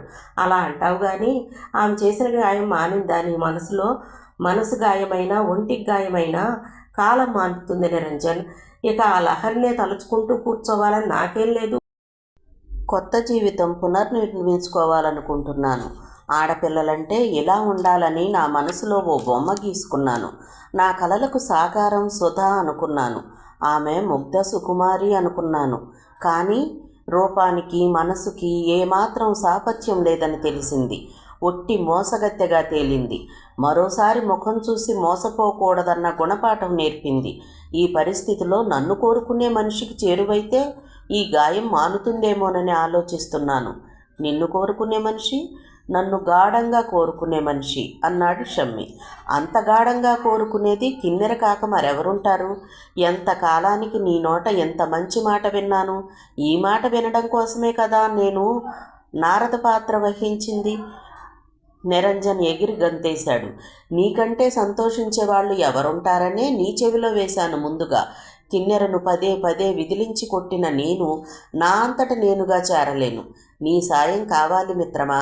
నారదుడు ఎన్ని తాకట్లు పెట్టినా లోక కళ్యాణం కోసమే అన్నట్లుగా మా ఇద్దరి మధ్య నీ పాత్ర సార్థకమవుతుంది. నీకు నేను స్నేహితుణ్ణి, వృత్తిరీత్యా సత్యం మనిషిని. ఆ విధంగా అతడి కూతురు కిన్నెరకి విధేయుడిని కావాల్సి వచ్చింది. స్నేహితుణ్ణి నయవంచన చేస్తున్నానని మనసులో ఎంత బాధ ఉన్నప్పటికీ చేయక తప్పింది కాదు. ఏమైతేనేం మిత్రద్రోహం చేశానన్న ఆవేదన నీ ఈ నిర్ణయం వల్ల తొలగిపోయింది. చివరికి కథ సుఖాంతమైంది. నిరంజన్ సంతోషానికి అవధులు లేకుండా పోయింది. అప్పుడే కథ సుఖాంతమైందా? అప్పుడు సందేహం కలిగింది నిరంజన్కి. నువ్వు నన్ను ఆట పట్టించడం లేదు కదా? నిన్నెందుకు ఆట పట్టిస్తాను? నిజంగా ఇది నాలో వచ్చిన మార్పు. జీవితం నాకు నేర్పిన గుణపాఠంతో స్త్రీ పట్ల నాకున్న అభిప్రాయాలు మారిపోయాయి. నాకు కాబోయే భార్య ఇలా ఉండాలని మనసులో ఓ బొమ్మ గీసుకోవడం తప్పని, ఎవరి జీవితంలో ఆ బొమ్మ దొరకదని అర్థమైంది. కిన్నెరంటే నాకిప్పుడు అసహ్యం లేదు. ఆమె పట్ల నాకున్న దురభిప్రాయం కూడా తొలగిపోయింది. ఆమెకు నేనంటే గొప్ప ఆరాధన, ఎంత తిరస్కరించినా తరగని ఆరాధన. అలాంటి స్త్రీ సాంగత్యంలో నా జీవితం ఒడిదుడుకులు లేకుండా సాగిపోతుందనే నా నమ్మకం అన్నాడు షమ్మి. ఇప్పుడు నువ్వు నాకు నచ్చావు. మనిషిని బట్టి పరిస్థితులు మారవు, పరిస్థితులను బట్టి తను మారడమే తెలివైన పని అన్నాడు నిరంజన్. నీ జీవిత సత్యమే కదా నేను నేర్చుకుంది నిట్టూర్చాడు షమ్మి. ఈరోజు నీకో గుడ్ న్యూస్ చెప్తున్నాను. గుడ్ న్యూస్ అంటే సరిపోదు, మహా ఆనందకరమైన వార్త. ఒక విధంగా నీ జీవిత పరమార్థం నెరవేరుస్తున్న మాట. ముందు చెప్పు, నాకేం ప్రజెంటేషన్ ఇస్తావు ఊరిస్తూ అన్నాడు నిరంజన్. నిస్పృహగా నిట్టూర్చింది కిన్నెర. నా జీవిత పరమార్థం ఒక్కటే, అది షమ్మిని గెలుచుకోవటం. అది జన్మలో జరిగేది కాదని తెలిసిపోయింది. ఇక నువ్వేం చెప్పినా అది నాకు ఆనందకరం కాదు. నువ్వు జన్మలో జరగదనుకున్నదే జరిగింది. నీవాడు కాదనుకున్న షమ్మి నీవాడవుతున్నాడు. ఎంత తిరస్కరించినా చెదరని నీ ఆరాధనని మెచ్చుకున్నాడు. నీకు చేరువ కావాలి అనుకుంటున్నాడు. ఈరోజు ఏప్రిల్ 1 కూడా కాదే. నేను నీతో జోక్ చేస్తున్నాననుకుంటున్నావా? సరే, నిజం నీకే తెలుస్తుంది. సాయంత్రం బ్లూ మూన్కి రా సీరియస్గా అన్నాడు నిరంజన్. నువ్వు చెప్పేది నిజమేనా? అబ్బా, ఎలా చెప్తే నమ్ముతావు నువ్వు? సరే, నిన్ను నమ్ముతున్నాను. కానీ అతడు నీతో చెప్పినదంతా మనల్ని ఫూల్స్ చేయడానికేనేమో. మనల్ని ఫూల్స్ చేయాలి అనుకుంటే వాడు బతుకుతాడా అన్నాడు నిరంజన్. సాయంత్రం కిన్నెరను తీసుకుని బ్లూ మూన్కి నిరంజన్ వెళ్ళేసరికి షమ్మి వాళ్ళ కోసం నిరీక్షిస్తున్నాడు. అతను కంట పడే వరకు ఇదంతా ఒక తమాషా కాదు కదా అని సందేహపడుతూనే ఉంది కిన్నెర. చూశాక చీకటి తెరలు విచ్చిపోయి చంద్రోదయం అయినట్లుగా అనిపించింది. హలో అంటూ ముందుగా షమ్మీనే చిరునవ్వుతో పలకరించాడు. ప్రతిగా మందస్మితం చిలకరించింది కిన్నెర. వాళ్ళ కోసం బుక్ చేసిన గదిలో వాళ్ళను విడిచిపెట్టి, నాకు చిన్న పని ఉంది, ఓ అరగంటలో వచ్చేస్తాను, ఈలోగా మీరు మనసులు విప్పి మాట్లాడుకోండి అంటూ ఏదో అత్యవసరమైన పని ఉన్నవాడిలా హడావుడి పడుతూ వెళ్ళిపోయాడు నిరంజన్. పెద్దంచు పట్టుచీర కట్టుకుని, కళ్లకు కాటుక, పెద్ద బొట్టు పెట్టుకొని, భుజాల మీద జీరాడే బాబ్డ్ హెయిర్ను గట్టిగా జడ బిగించి అల్లుకొని, నిండుగా కళగా అందంగా కనిపిస్తున్న కిన్నెరను కన్నార్పలేనట్లుగా చూడసాగాడు షమ్మి. ఏమిటి ఈరోజు కొత్తగా చూస్తున్నారు? కొద్దిగా సిగ్గుపడుతూ అడిగింది. నువ్వు మొట్టమొదటిసారిగా ఈ స్టైల్లో ఎందుకు కనిపించలేదు కిన్నెరా? ఆ రోజు ఎలా ఉన్నావు? భుజాల మీద చేరాడే హిప్పీ జుట్టుతో మోడ్రన్ డ్రెస్సులో ఎలాగో కనిపించి అయిష్టాన్ని కలిగించావు. అనవసరంగా మన మధ్య శత్రుత్వం ఏర్పడిపోయింది. ఏది జరిగినా మన మంచికే అన్నట్లు నువ్వెలా ఉన్నా ప్రేమించే స్థితికి మార్చాయి పరిస్థితులు. జీవితంలో నేను తిన్న దెబ్బ జీవితంలో ఏదైనా పర్వాలేదు అనే వేదాంతం అబ్బేలా చేసింది. నువ్వు ఎటూ గతి లేక నిన్ను వరించానన్నా నిన్ను నేను కాదనలేను షమ్మి. నువ్వు ఇష్టంగానో అయిష్టంగానో ఏదో విధంగా నాకు నువ్వు కావాలి. నువ్వే నా భర్తవి కావాలి. నీకోసం నా స్టైల్ మార్చుకున్నట్లే నన్ను నేను నీకిష్టమైనట్లుగా మార్చుకుంటాను అంది కిన్నెర. బేరర్ వచ్చాడు. డ్రింక్కి ఆర్డర్ ఇవ్వబోయాడు షమ్మి. హాట్ డ్రింక్ వద్దు, 2 కూల్ డ్రింక్స్ పట్రా బేరర్కి చెప్పి పంపి, నిన్ను పతనం చేసైనా నిన్ను పొందాలన్న అభిలాషతో నిరంజన్ చేత నిన్ను ఈ రొంపిలోకి లాగాను. ఇప్పుడు నావాడిగా నిన్ను ఎంతో ఉన్నతంగా చూడడమే నాకు ఇష్టం. నువ్విక డ్రింక్ చేయొద్దు అంది కిన్నెర. ఈ మధ్య నాకు సెలబ్రేట్ చేసుకునే పిచ్చి ఒకటి పట్టుకుందే. ప్రేమలో ఓడిపోతే సెలబ్రేట్, కేసు ఓడిపోతే సెలబ్రేట్. ఇద్దరు బద్ధశత్రువులమైన మనం కలుసుకున్న శుభతరుణాన్ని సెలబ్రేట్ చేసుకోవద్దా? మరో విధంగా సెలబ్రేట్ చేసుకోవచ్చు. అది మరీ అందంగా ఆనందంగా ఉంటుంది. కొంటెగా కన్ను గీటింది కిన్నెర. అమ్మ సోర్పణక కసిగా అనుకున్నాడు షమ్మి. ఆడపిల్లకి మరీ ఇంత ఫాస్ట్గా ఉండటం పనికిరాదు. ఇబ్బందిగా భుజాలు ఎగరేశాడు. కన్ను కొట్టడం అంటే మనసులోని ప్రేమను వ్యక్తం చేయటం అన్నమాట. అంతేకాని చెడ్డార్థం కాదు. ప్రేయసీ ప్రియుల మధ్య ఒక రహస్య సంకేతం. ఈలవేయటం, కన్ను కొట్టడం. కన్ను కొట్టానని, కన్ను కొట్టడంలో నాకు బాగా అనుభవం ఉందని అపార్థం చేసుకోవద్దు. నేను జీవితంలో ప్రేమించిన మొదటి వాడివి, చివరి వాడివి నువ్వే. నేను ప్రేమించిన వాడికే కన్ను కొట్టడం ప్రాక్టీస్ చేస్తున్నాను. నాకే కొట్టావా, ఇంకెవరికైనా కొట్టావా అని నేను అడగలేదే. సంజాయిషి ఇవ్వడం దేనికి? నేనిప్పుడు ఇదివరకటి షమ్మీని కాదు, చాలా మారాను. కుడి ఎడమైనా పర్వాలేదు, కానీ నాకున్న ఈ ప్రిన్సిపల్స్, ప్రేమించిన వాడికే అంకితం కావాలన్న నీతి. అందుకే నీకోసం ఇన్ని పాటలు పడాల్సి వచ్చింది. నువ్వే నాకు దక్కకపోతే జీవితంలో ఒంటరిగా మిగిలిపోయేదాన్ని, కానీ మరో మగాడికేసి కన్నెత్తి చూసేదాన్ని కాదు. ఆడవాళ్లలో నువ్వొక్క ఆణిముత్యానివని చాలా ఆలస్యంగా గుర్తించడం నా అదృష్టం. నా పేరిందేవి చివరికి నీ రూపంలో లభ్యమైందన్నమాట. నిజంగా మనమిద్దరం ఒకటి కావాలనుకుంటున్నావా? షమ్మీని అడిగింది కిన్నెర. నిజంగానే అన్నాడు షమ్మీ. అయితే మన పెళ్లి గురించి అడగటానికి మా నాన్నగారిని ఎప్పుడు కలుసుకుంటావు? ఆయనే వచ్చి మా వాళ్లతో మాట్లాడడం మర్యాద కదా అన్నాడు. ఆ మర్యాద ఏదో మీ నాన్నగారు ఒకసారి బాగా చేశారు కదా, ఆయన మళ్ళీ ఏ ముఖం పెట్టుకుని మీ ఇంటికి వచ్చి అడుగుతారు? ఏనాటికైనా నా కాళ్ళు కడిగి కన్యాదానం చెయ్యాల్సిందే తనే అని ప్రతిజ్ఞ పట్టినప్పుడు తనే మా ఇంటికి రాక తప్పదు. కానీ మా నాన్నగారు ఇప్పుడు అక్కడ లేరు, ఆనందాశ్రమం వెళ్ళారు. ఆయన తిరిగి వచ్చాకే మన పెళ్లి ప్రస్తావన అంటూ షమ్మీ లేచాడు. కిన్నెర అతడి చేతిలో చెయ్యి పెనవేసి నడవసాగింది. పామేదో తన చేతిని పెనవేసుకున్నట్లుగా మనసు జలధరించింది షమ్మీకి. నెమ్మదిగా విడిపించుకున్నాడు. మళ్ళీ మనం ఎప్పుడు కలుసుకోవడం అడిగింది కిన్నెర. వీలు చూసుకుని ఫోన్ చేస్తాను. భలే, బుట్టలో పెట్టానని సంబరపడుతున్నావా? ఎవరిని బుట్టలో పెట్టానని అడిగాడు షమ్మీ. ఇంకెవరిని? నన్ను. నువ్వు పెట్టవా బుట్టలో పెట్టడానికి? పెట్టను కాదని తెలుసుకున్నావన్నమాట. నీ మాటలేమిటో అర్థం కావడం లేదు. స్టేజీ డ్రామాకో సినీ డ్రామాకో చాలా చక్కగా పనికొస్తావు. నువ్వేమిటి నన్ను ప్రేమించడం ఏమిటి? నమ్మడానికి నేనంత వెర్రిబాగులదాన్ని అనుకున్నావా? అంది కిన్నెర. నీ ముందు బంగారం పడినా ఇత్తడేలే అని అందుకోకపోతే అది నీ దురదృష్టం అనాలి. స్నేహహస్తం చాచిన శత్రువని ఉలిక్కి పడితే నేనేం చెయ్యను? ఇత్తడో బంగారమో తేల్చుకోవడానికి ఒక పరీక్ష పెడతాను. సిద్ధమేనా? అంది కిన్నెర. సిద్ధమే, ఏ పరీక్ష అయినా చేసుకో. నువ్వు చాచింది నిజంగా స్నేహహస్తమే అయితే నన్ను ముద్దు పెట్టుకో అంది. ఇప్పుడా? ఇక్కడ వెదురుగా చూశాడు. నిల్చున్నది హోటల్ బయట. వచ్చిపోయే జనాలు. అంత పబ్లిక్లో ఆమెను దగ్గరకు తీసుకుని ముద్దు పెట్టుకోవాలి. జనం ఉన్నా లేకపోయినా తాను ఆమెను దగ్గరకు తీసుకుని ముద్దు పెట్టుకోలేడు. అందుకు బదులుగా 1000 కొరడా దెబ్బలైనా సంతోషంగా అనుభవిస్తాడు. నేను నీకు పెట్టే తొలి ముద్దు ఎంత జనం మధ్యలోనా? ఏమిటి ఈ టేస్ట్ ఏంటి? అందరి చూపులు పడి ఆ ముద్దు మాధుర్యాన్ని హరించి వేస్తాయి. మరెప్పుడైనా ఏకాంతంలో అడుగు పెడతాను ముద్దు. అయినా అడిగి పెట్టించుకునే ముద్దుకు అందమేముంటుంది? అడగకుండా ఇస్తేనే అందం అన్నాడు. పేనాసివి, అడిగితే ఇచ్చేదే కష్టం, ఇక అడగకుండా నువ్విస్తావా? అందంగా మూతి ముడిచింది కిన్నెర. బహిరంగంలో ప్రియుడి నుండి ముద్దు కోరే స్త్రీ మనస్తత్వం ఎంతటి విప్లవం దాగుండాలి? అలాంటి విప్లవాన్ని సామాన్య స్త్రీ ఆహ్వానించలేదు. ఇందుకు చాలా ధైర్యం కావాలి. నీ ధైర్యాన్ని అభినందించకుండా ఉండలేకపోతున్నాను. గంభీరంగా అంటున్న అతని పెదవులు కొద్దిగా నవ్వుతున్నాయి. అతడిది నిజంగా అభినందనో ఎగతాళో తెలియలేదు కిన్నెరకు. ఇదంతా కపటమే అయితే నీ ముసుగు నేను చేల్చనా అనుకుంది. కారెక్కాక అడిగింది కిన్నెర. ఇంటికి వెళ్లే తొందరేమీ లేదు కదా? షమ్మీ టైం చూసుకున్నాడు. దేనికి? కొద్దిగా షాపింగ్ పని ఉంది. ఏం కొనాలి? వచ్చే సండే నా బర్త్డే. ఆ రోజు నేను కట్టుకోవడానికి చీర సెలెక్ట్ చేసి పెట్టాలి అన్నది. ఎన్నో పుట్టినరోజు? ఆడవాళ్ళ వయసును అడగొచ్చా? వయసు దాచుకునే ఆడవాళ్ళంటే డేంజర్ అని నా అభిప్రాయం అన్నాడు షమ్మీ. మీ అభిప్రాయాలు తప్పని తేలాయి కదా చాలా వరకు అంది కిన్నెర.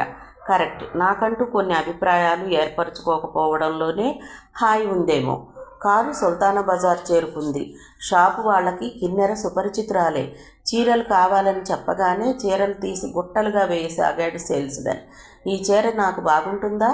నీలిమబ్బు రంగు చీర తీసి చూపించింది కిన్నెర. లహరితో ఎంగేజ్మెంట్కి ఇలాంటి చీర సెలెక్ట్ చేశాడు. ఆ చీరలో లహరి నీలాల మబ్బు తునక నేలకు దిగి వచ్చినట్లుగా ఉంటుందని కూడా అన్నాడు. ఆ జ్ఞాపకాలు తుడిచివేయటానికి అన్నట్లు కిన్నెర చేతిలోంచి ఆ చీర తీసి పక్కకు పడేసి, నీకు ఈ రెడ్ చీర బాగుంటుంది అన్నాడు. ఈ చీర ఎరుపు భయపెడుతున్నట్లుగా ఉంది. నాకు ఎరుపు ఇష్టం ఉండదు. ఇక ముందు నా ఇష్టాలు నీ ఇష్టాలైతే బాగుంటుంది కదా అన్నాడు షమ్మీ. ఓకే, అలా అయితేనే మన వైవాహిక జీవితం పాలు తేనె కలిసినట్లుగా అవుతుంది. వెనక ముందు చూడకుండా ఆ రెడ్ చీరను ప్యాక్ చేయమంది కిన్నెర. బ్లూ మూన్ నుండి షమ్మీ కారులోనే వచ్చిన కిన్నెర కారుని వెనకాలే తెచ్చాడు డ్రైవర్. షాపింగ్ ముగించుకుని బయటకు వచ్చేసరికి అక్కడ ఆమె కోసం రెడీగా ఉంది ఆ కారు. కిన్నెర తన కారులో ఎక్కి మళ్ళీ ఎప్పుడు మనం కలుసుకోవడం అడిగింది. నెక్స్ట్ సండే, అంటే నా బర్త్డేకి వస్తున్నావు అన్నమాట. థ్యాంక్ యూ, కానీ 3 రోజులు 3 యుగాలన్నమాట. ఈ 3 రోజులు నిన్ను తలుచుకుంటూ గడిపేయటానికి తీయగా ఏమైనా ఇచ్చి వెళ్ళకూడదు అడిగింది కిన్నెర. ఏమివ్వాలి? తెలియనట్టు. తెలిసినా ఇవ్వను. ఎందుకో? 2 జీవితాలు ముడిపడ్డాకే పెదవుల ముడికి అందం చందం అన్నాడు షమ్మి. ఏది అందమో ఏది చందమో తెలుసు కాబట్టే పద్మాకరం వెళ్ళావా? అదోలా అంది. తేలుకొండిలా నీ బుద్ధి మాటి మాటికి చూపెడితే నేను పాముల బుస కొట్టాల్సి వస్తుంది. ఎవరి తప్పులు వాళ్లకున్నాయి. ఒకరం వేలెత్తి చూపుకుంటే ఎవ్వరికీ సుఖశాంతులుండవు. సారీ. కిన్నెరకి బై బై చెప్పి తన కారెక్కాడు షమ్మి. స్టార్ట్ చేసి కొద్ది దూరం వెళ్ళాడో లేదో కారు స్లో చేశాడు. లహరి పరిగెత్తినట్టుగా వడివడిగా నడిచిపోతోంది.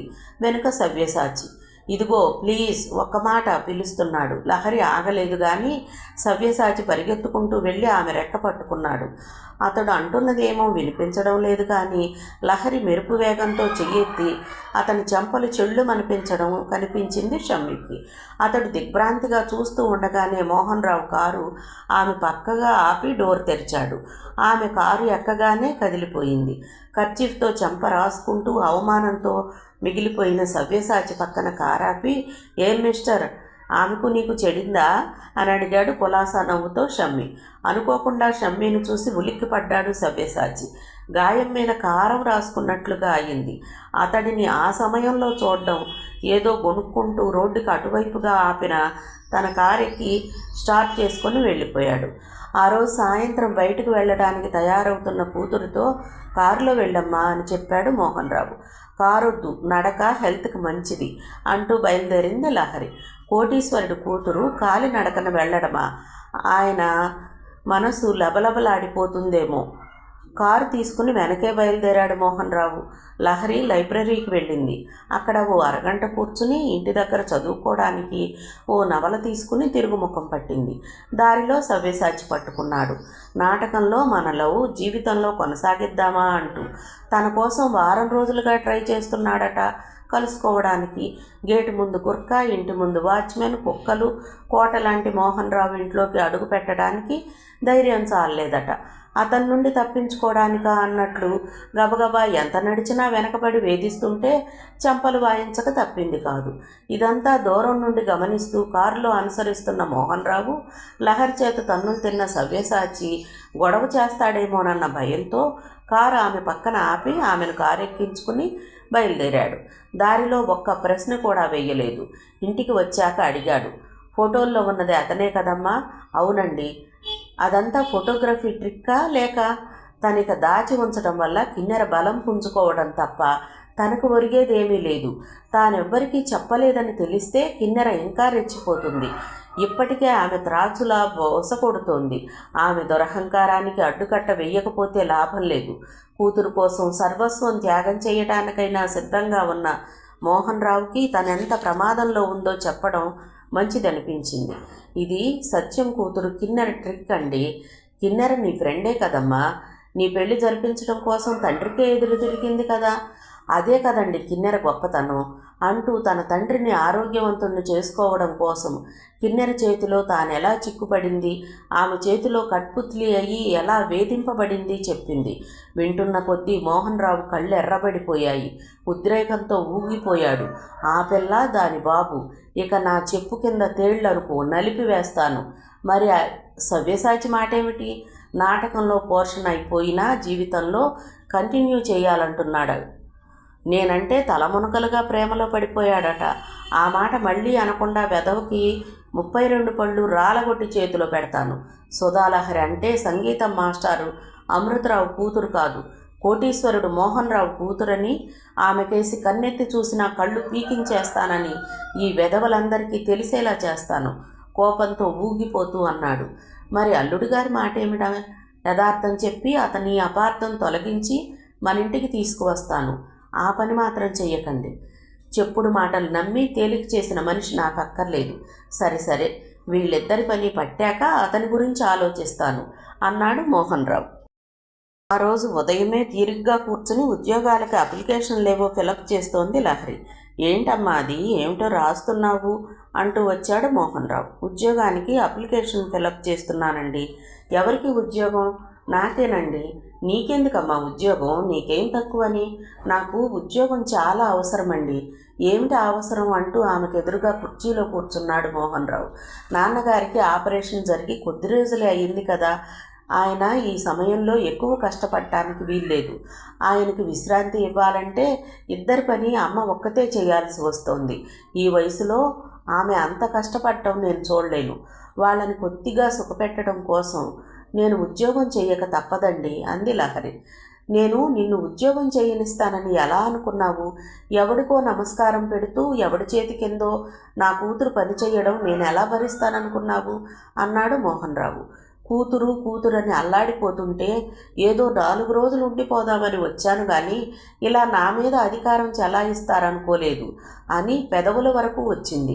ఈ 4 రోజుల ముచ్చట కోసం మాటకు మాట ఎదురు చెప్పి నొప్పించడం ఎందుకని ఊరుకుంది. నేను ఉద్యోగం చెయ్యక తప్పదండి. బయట చేయడం ఇష్టం లేకపోతే మీ ఆఫీస్లోనే ఇవ్వండి ఉద్యోగం. ఆఫీసే నీది కదమ్మా. రోజు వెళ్ళి మన ఆఫీస్ వ్యవహారాలు చూసుకోవాలని నా కోరిక. చూడ్డానికి నాకేమీ అభ్యంతరం లేదు, కానీ నాకు జీతం కావాలి అన్నది లహరి. మీ అమ్మ వాళ్ళ కోసమేనా? వాళ్ళ కోసమే. ఇదివరకు నీ చేత ఉద్యోగం చేయించి నీ డబ్బు తీసుకున్నారేమో కానీ ఇప్పుడు తీసుకుంటారని నేను అనుకోను. ఎందుకంటే నువ్వు పరాయి పిల్లవి. చక్రపాణి సంగతి నాకు బాగా తెలుసు. నేను ఏనాటికి పరాయి దాన్ని కాదు వాళ్లకు. అయితే ఈరోజే నిన్ను ఉద్యోగంలో అపాయింట్ చేసి 1 నెల శాలరీ అడ్వాన్స్గా ఇస్తాను. పట్టుకెళ్ళి ఇచ్చి చూడు అన్నాడు. సరిగ్గా అంతే జరిగింది. నాకు కావలసింది నా కూతురు సంపాదించే డబ్బు కాదు. అది తీసుకెళ్ళి అతనికే ఇచ్చేయి కోపంగా అంది తల్లి. పరాయి సొమ్మును నేను ఎట్టి పరిస్థితుల్లోనూ తాకేవాడిని కాదని నీకు తెలుసుగా లహరి. నేను జీవితంలో చేసింది ఒకే ఒక తప్పు. అది పరధారను గ్రహించడం. అది జీవన్మరణ సమస్యలో మీ అమ్మ ఉండగా తప్పని పరిస్థితిలో ఆమె పాణిగ్రహణం చేయాల్సి వచ్చింది అన్నారు రావు గారు. నేను మీకు పరాయిదన్నా నాన్నగారు? గాయపడ్డట్టుగా అడిగింది లహరి. నువ్వు నా పెద్ద కూతురువి తల్లి. మరి నా డబ్బెందుకు ముట్టరు? ఇప్పుడు నీ డబ్బు తీసుకుంటే నిన్ను పెంచినందుకు కూలీ తీసుకున్నట్టే నాన్నగారు. అప్పుడే ఎంత పరాయిదైపోయింది వీళ్లకు తను. లహరి మనసు వెలవెల్లాడినట్లుగా అయింది. నీ డబ్బు తీసుకోమని ఇంకెప్పుడు బలవంత పెట్టకు అన్నారు వాళ్ళు. ఇంటికి తిరిగి వచ్చి అతడు శాలరీ అని ఇచ్చిన కవరు అతనికే ఇచ్చేసింది. ఇది నీ డబ్బు, నీ పేరున బ్యాంకులో వేస్తాను. రోజు ఆఫీస్కి వెళ్ళి మన బిజినెస్ వ్యవహారాలు చూస్తూ ఉండు. నీ శాలరీ నెలకి 5,000. 5,000? సుధాలహరి ఎంఏకు ఆ మాత్రం జీతం ఉండొద్దు అన్నాడు మోహన్ రావు. నెలకి 5,000, 500 వచ్చినా చాలని ఆఫీసుల చుట్టూ కాన్వెంట్ల చుట్టూ చెప్పులరిగేలా తిరిగిన రోజులున్నాయి. కానీ ఇప్పుడు ఇంత శాలరీ వచ్చినా సంతోషం లేదు. ఇందులో నయా పైసా కూడా తన వాళ్ళు ముట్టుకోనప్పుడు ఎంతొస్తే లాభం? మొదటి వార్నింగ్ అందింది సత్యానికి మోహన్ రావు నుండి. నా కూతురు కేసి కన్నెత్తి చూశారా? నిన్ను నీ కూతుర్ని మట్టిలో కలిపేస్తాను అంటూ. నేను ఆరా తీయకపోతే ఈ కూతురు అన్నది ఎక్కడుండేది తెలిసేది కాదు వాడికి. కూతుర్ని చూపించి తప్పు చేశాను. ఆ కూతురి కోసం నా మీద కాలు దువ్వుతున్నాడు అన్నాడు సత్యం. ఏడ్చాడు వెధవ. తీసి పారేసింది కిన్నెర. లేచిపోయిన దాని కూతురు తన కూతురని చెప్పుకోవడానికి సిగ్గుపడాల్సింది పోయి ఎవ్వరికీ లేని కూతురు తనకే ఉందన్నట్లుగా ఫీల్ అవుతున్నాడు వెంగళాయి. అతన్ని మరీ అంత తేలిగ్గా తీసేయడానికి లేదమ్మా. అర్ధబలం ఉన్నవాడు నా వంటి 10 మందిని అవలేలగా కొనేయగలడు. అతన్ని నువ్వు లేపేయాలనుకుంటే అతడి డబ్బు నీకు అడ్డొస్తుందా? చిన్న చిన్న చేపల్ని తినేవాళ్ళం. ఒక్కసారిగా సొరచేప మీద పడొచ్చా? ఎంత ప్రమాదం! చంపాలనుకుంటే అతని కోట్లు అడ్డుపడతాయా? అంది కిన్నెర. మోహన్ రావు సామాన్యుడు కాదమ్మా. నాకు వార్నింగ్ ఇచ్చాడంటేనే అతడి కెపాసిటీ అంచనా వేయొచ్చు. పోతే అతడిని చంపడం పట్ల మనకేమిటి లాభం? అతడు చస్తే అతడి కోట్లకు ఆ సుధ సర్వాధికారిణి అవుతుంది. మోహన్ రావు తన సర్వ సంపద కూతురికి చెందేలా వీలునామా రాయించాడని విన్నాను అన్నాడు సత్యం. అది నన్ను అంత అవమానించి వెళ్ళిందే. దాన్ని ఏం చెయ్యకుండా ఎలా ఊరుకోగలను? అది చేసిన అవమానం తలుచుకుంటేనే నా రక్తం మరిగిపోతోంది ఆవేశంగా అంది కిన్నెర. షమ్మి నీవాడయ్యాడు కదమ్మా, ఇక దాని జోలికి నీకెందుకు అన్నాడు. ఆ పెంకి ఘటం నా వాడయ్యాడంటే నాకు నమ్మకం కలగడం లేదు. ఇంకా తాచుపాములతో సరసాలాడే తెలివి తక్కువ వాడని నేను అనుకోను. నువ్వు కొట్టిన దెబ్బకి అతడి తల పొగర అణిగి నీ కొంగు చాటున దాగటమే సేఫ్ అనుకుని నీ దగ్గరకు వచ్చాడని నా నమ్మకం. ఎవరు కరెక్టో త్వరలోనే తెలుస్తుందిలే డాడీ. నీ నమ్మకం నిజం కావడం కంటే నాకు కావలసిందేముంది అంది కిన్నెర. చిన్నమ్మగారు మిమ్మల్ని అర్జెంటుగా తీసుకురమ్మన్నారు బాబు అంటూ షమ్మీ దగ్గరకు వచ్చాడు కిన్నెర కారు డ్రైవర్. అప్పుడు రాత్రి 8 గంటలై ఉంటుంది. ఈ రాత్రి వేళ ఆమెకు తనతో అర్జెంట్ పనేం పడిందా అనుకున్నాడు. రివాల్వర్ జేబులో పెట్టుకుని వచ్చి నీ వెనకే కారులో వస్తాను పదా అన్నాడు. సిటీ దాటింది కిన్నెరకు పంపిన కారు. దాన్ని అనుసరించాడు షమ్మీ. ఊరి వెలుపల కొత్తగా కడుతున్న కాలనీ, అక్కడక్కడా చెదురుమదురుగా ఇళ్ళు. ఒక 4 అంతస్తుల బిల్డింగ్ ముందు ఆగింది కిన్నెర పంపిన కారు. దాని వెనకే తన కారుని ఆపి దిగాడు షమ్మీ. ఇక్కడ అంతకు ముందే మరో కారు ఆగి ఉంది. షమ్మీ సాలోచనగా పరిసరాలను గమనిస్తూ కిన్నెర ఎక్కడ ఉందా అని అడిగాడు. అవునండి, ఇక్కడెందుకుంది? ఎవరిది బిల్డింగ్? ఇది సత్యంగారిదేనండి, కిరాయిల కోసం కట్టించారు. అమ్మగారు పైనున్నారండి, రండి పైకి దారి తీస్తూ వినయంగా అన్నాడు డ్రైవర్. ఎవరూ లేని ఈ ప్రదేశంలో కిన్నెర తనతో సరసాలాడాలని రప్పించి ఉంటుందా? పబ్లిక్లో నిలబడి ముద్దు పెట్టమని అడిగిన కిన్నెర ఏకాంతంలో కౌగిలినే కోరుతుందేమో. జై బజరంగబలి మనసులోనే అనుకున్నాడు. కానీ అతడు ఊహించినట్లుగా అక్కడ సీన్ లేదు. ఊహించని విధంగా లహరి కూడా ఉంది, కుర్చీకి తాడుతో బంధింపబడి. ఆ గదిలో మరో 5-6 మగవాళ్ళు కూడా ఉన్నారు. వాళ్ల ముఖాల్లో కొట్టొచ్చినట్లుగా ఏదో రఫ్నెస్. ఇదేదో సినిమాలో క్లైమాక్స్ సీన్లా ఉంది. షమ్మీని చూడగానే ఒక అతనికి సైగ చేసింది కిన్నెర. వాడొచ్చి షమ్మీ ప్యాంటు జేబులు తడిమి రివాల్వర్ తీసేసుకున్నాడు. అయితే నీ మిత్రత్వం వట్టి బూటకమన్నమాట. ఈ రివాల్వర్ ఎందుకు తెచ్చావు? ఎవరిని షూట్ చేయాలని? కఠినంగా అంది కిన్నెర. ఎవ్వరిని షూట్ చేయాలని కాదు, ఆత్మరక్షణ కోసం తెచ్చుకున్నాను.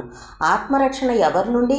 వృత్తిలో పైకి వస్తున్న వాళ్ళకి, ముఖ్యంగా క్రిమినల్స్కి విరుద్ధంగా వాదించే లాయర్లకి ఎందరో శత్రువులుంటారు. రాత్రిపూట బయటకు వస్తే రివాల్వర్ నాతో ఉంచుకోవడం నాకు అలవాటు. నా దగ్గరకు వస్తూ రివాల్వర్ తెచ్చుకున్నావంటే నీకున్న శత్రువుల్లో జతపరిచావన్నమాటే కదా అన్నది కిన్నెర. శత్రువుల్లో జతపరచడం కాదు, నీకు ప్రధాన స్థానం ఇచ్చాను కూడా అనుకున్నాడు మనసులో.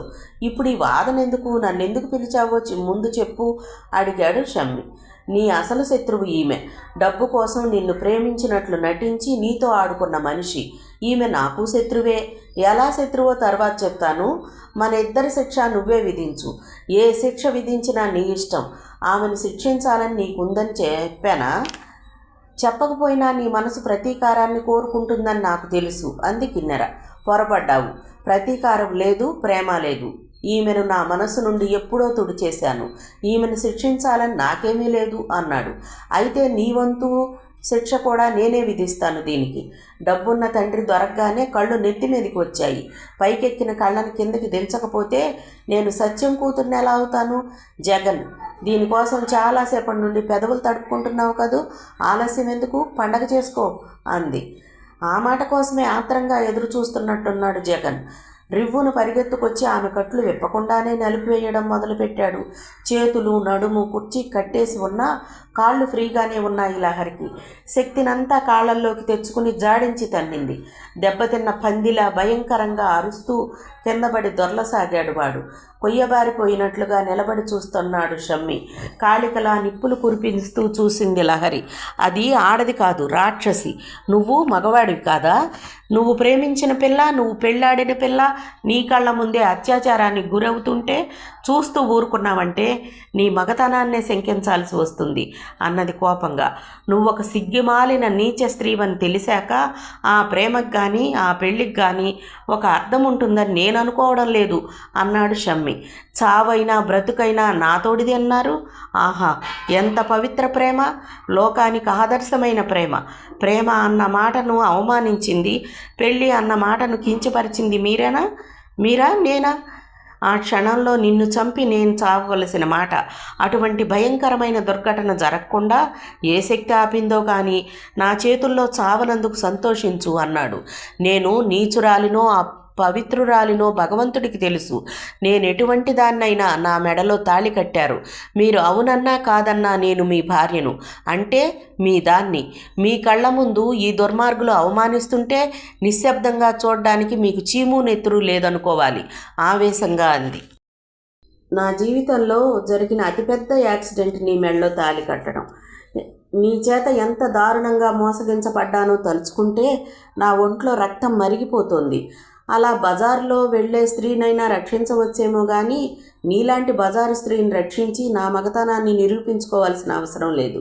మిస్టర్ షమ్మి, మీరిద్దరూ తీరిగ్గా వాదించుకోవాలని నేను మిమ్మల్ని పిలవలేదు. ఆమెకు నేను అమలు చేసే శిక్ష చూసి ఆనందిస్తావని పిలిచాను.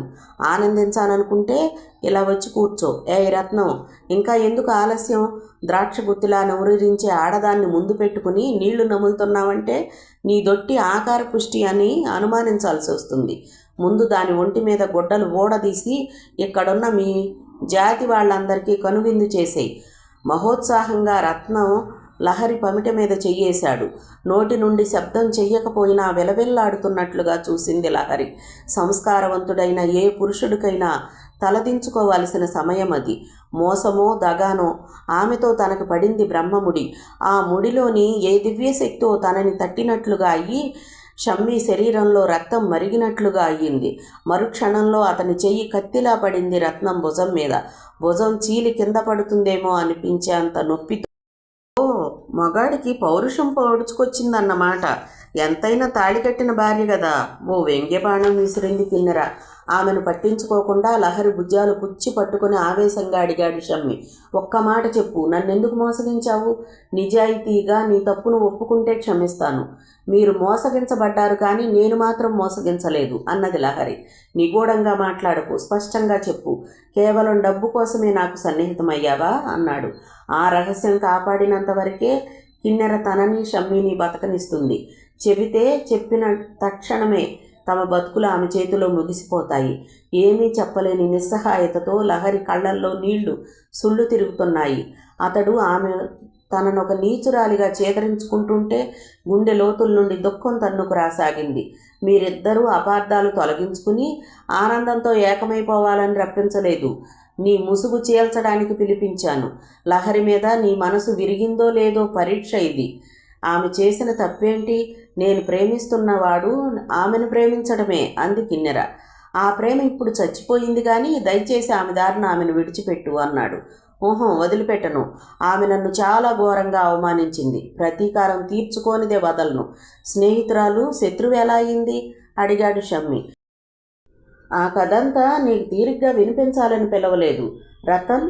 దాన్నిక్కడ 4 గోళ్ల మధ్య అవమానిస్తే ఏం లాభం? తీసుకెళ్ళి పబ్లిక్లో నిలబెట్టి బట్టలు ఊడది. నువ్వు నీ స్నేహితులు మజా చేసుకోండి. నేను చంపకుండా దాని చేతులతో అది ఆత్మహత్య చేసుకు చావాలి. ఇతని సంగతి ఏమిటో నేను చూసుకుంటాను కర్కశంగా అంది కిన్నెర. నేనుండగా ఆమెను ఎవ్వరూ అవమానించలేరు. షమ్మి చేతులు బారజాపి లహరికి అడ్డుగా నిలబడ్డాడు. అబ్బా, ఏ మొనగాడండి! పేరిందేవుని మీద ప్రేమ పొడుచుకు వచ్చింది సోమయాజికి.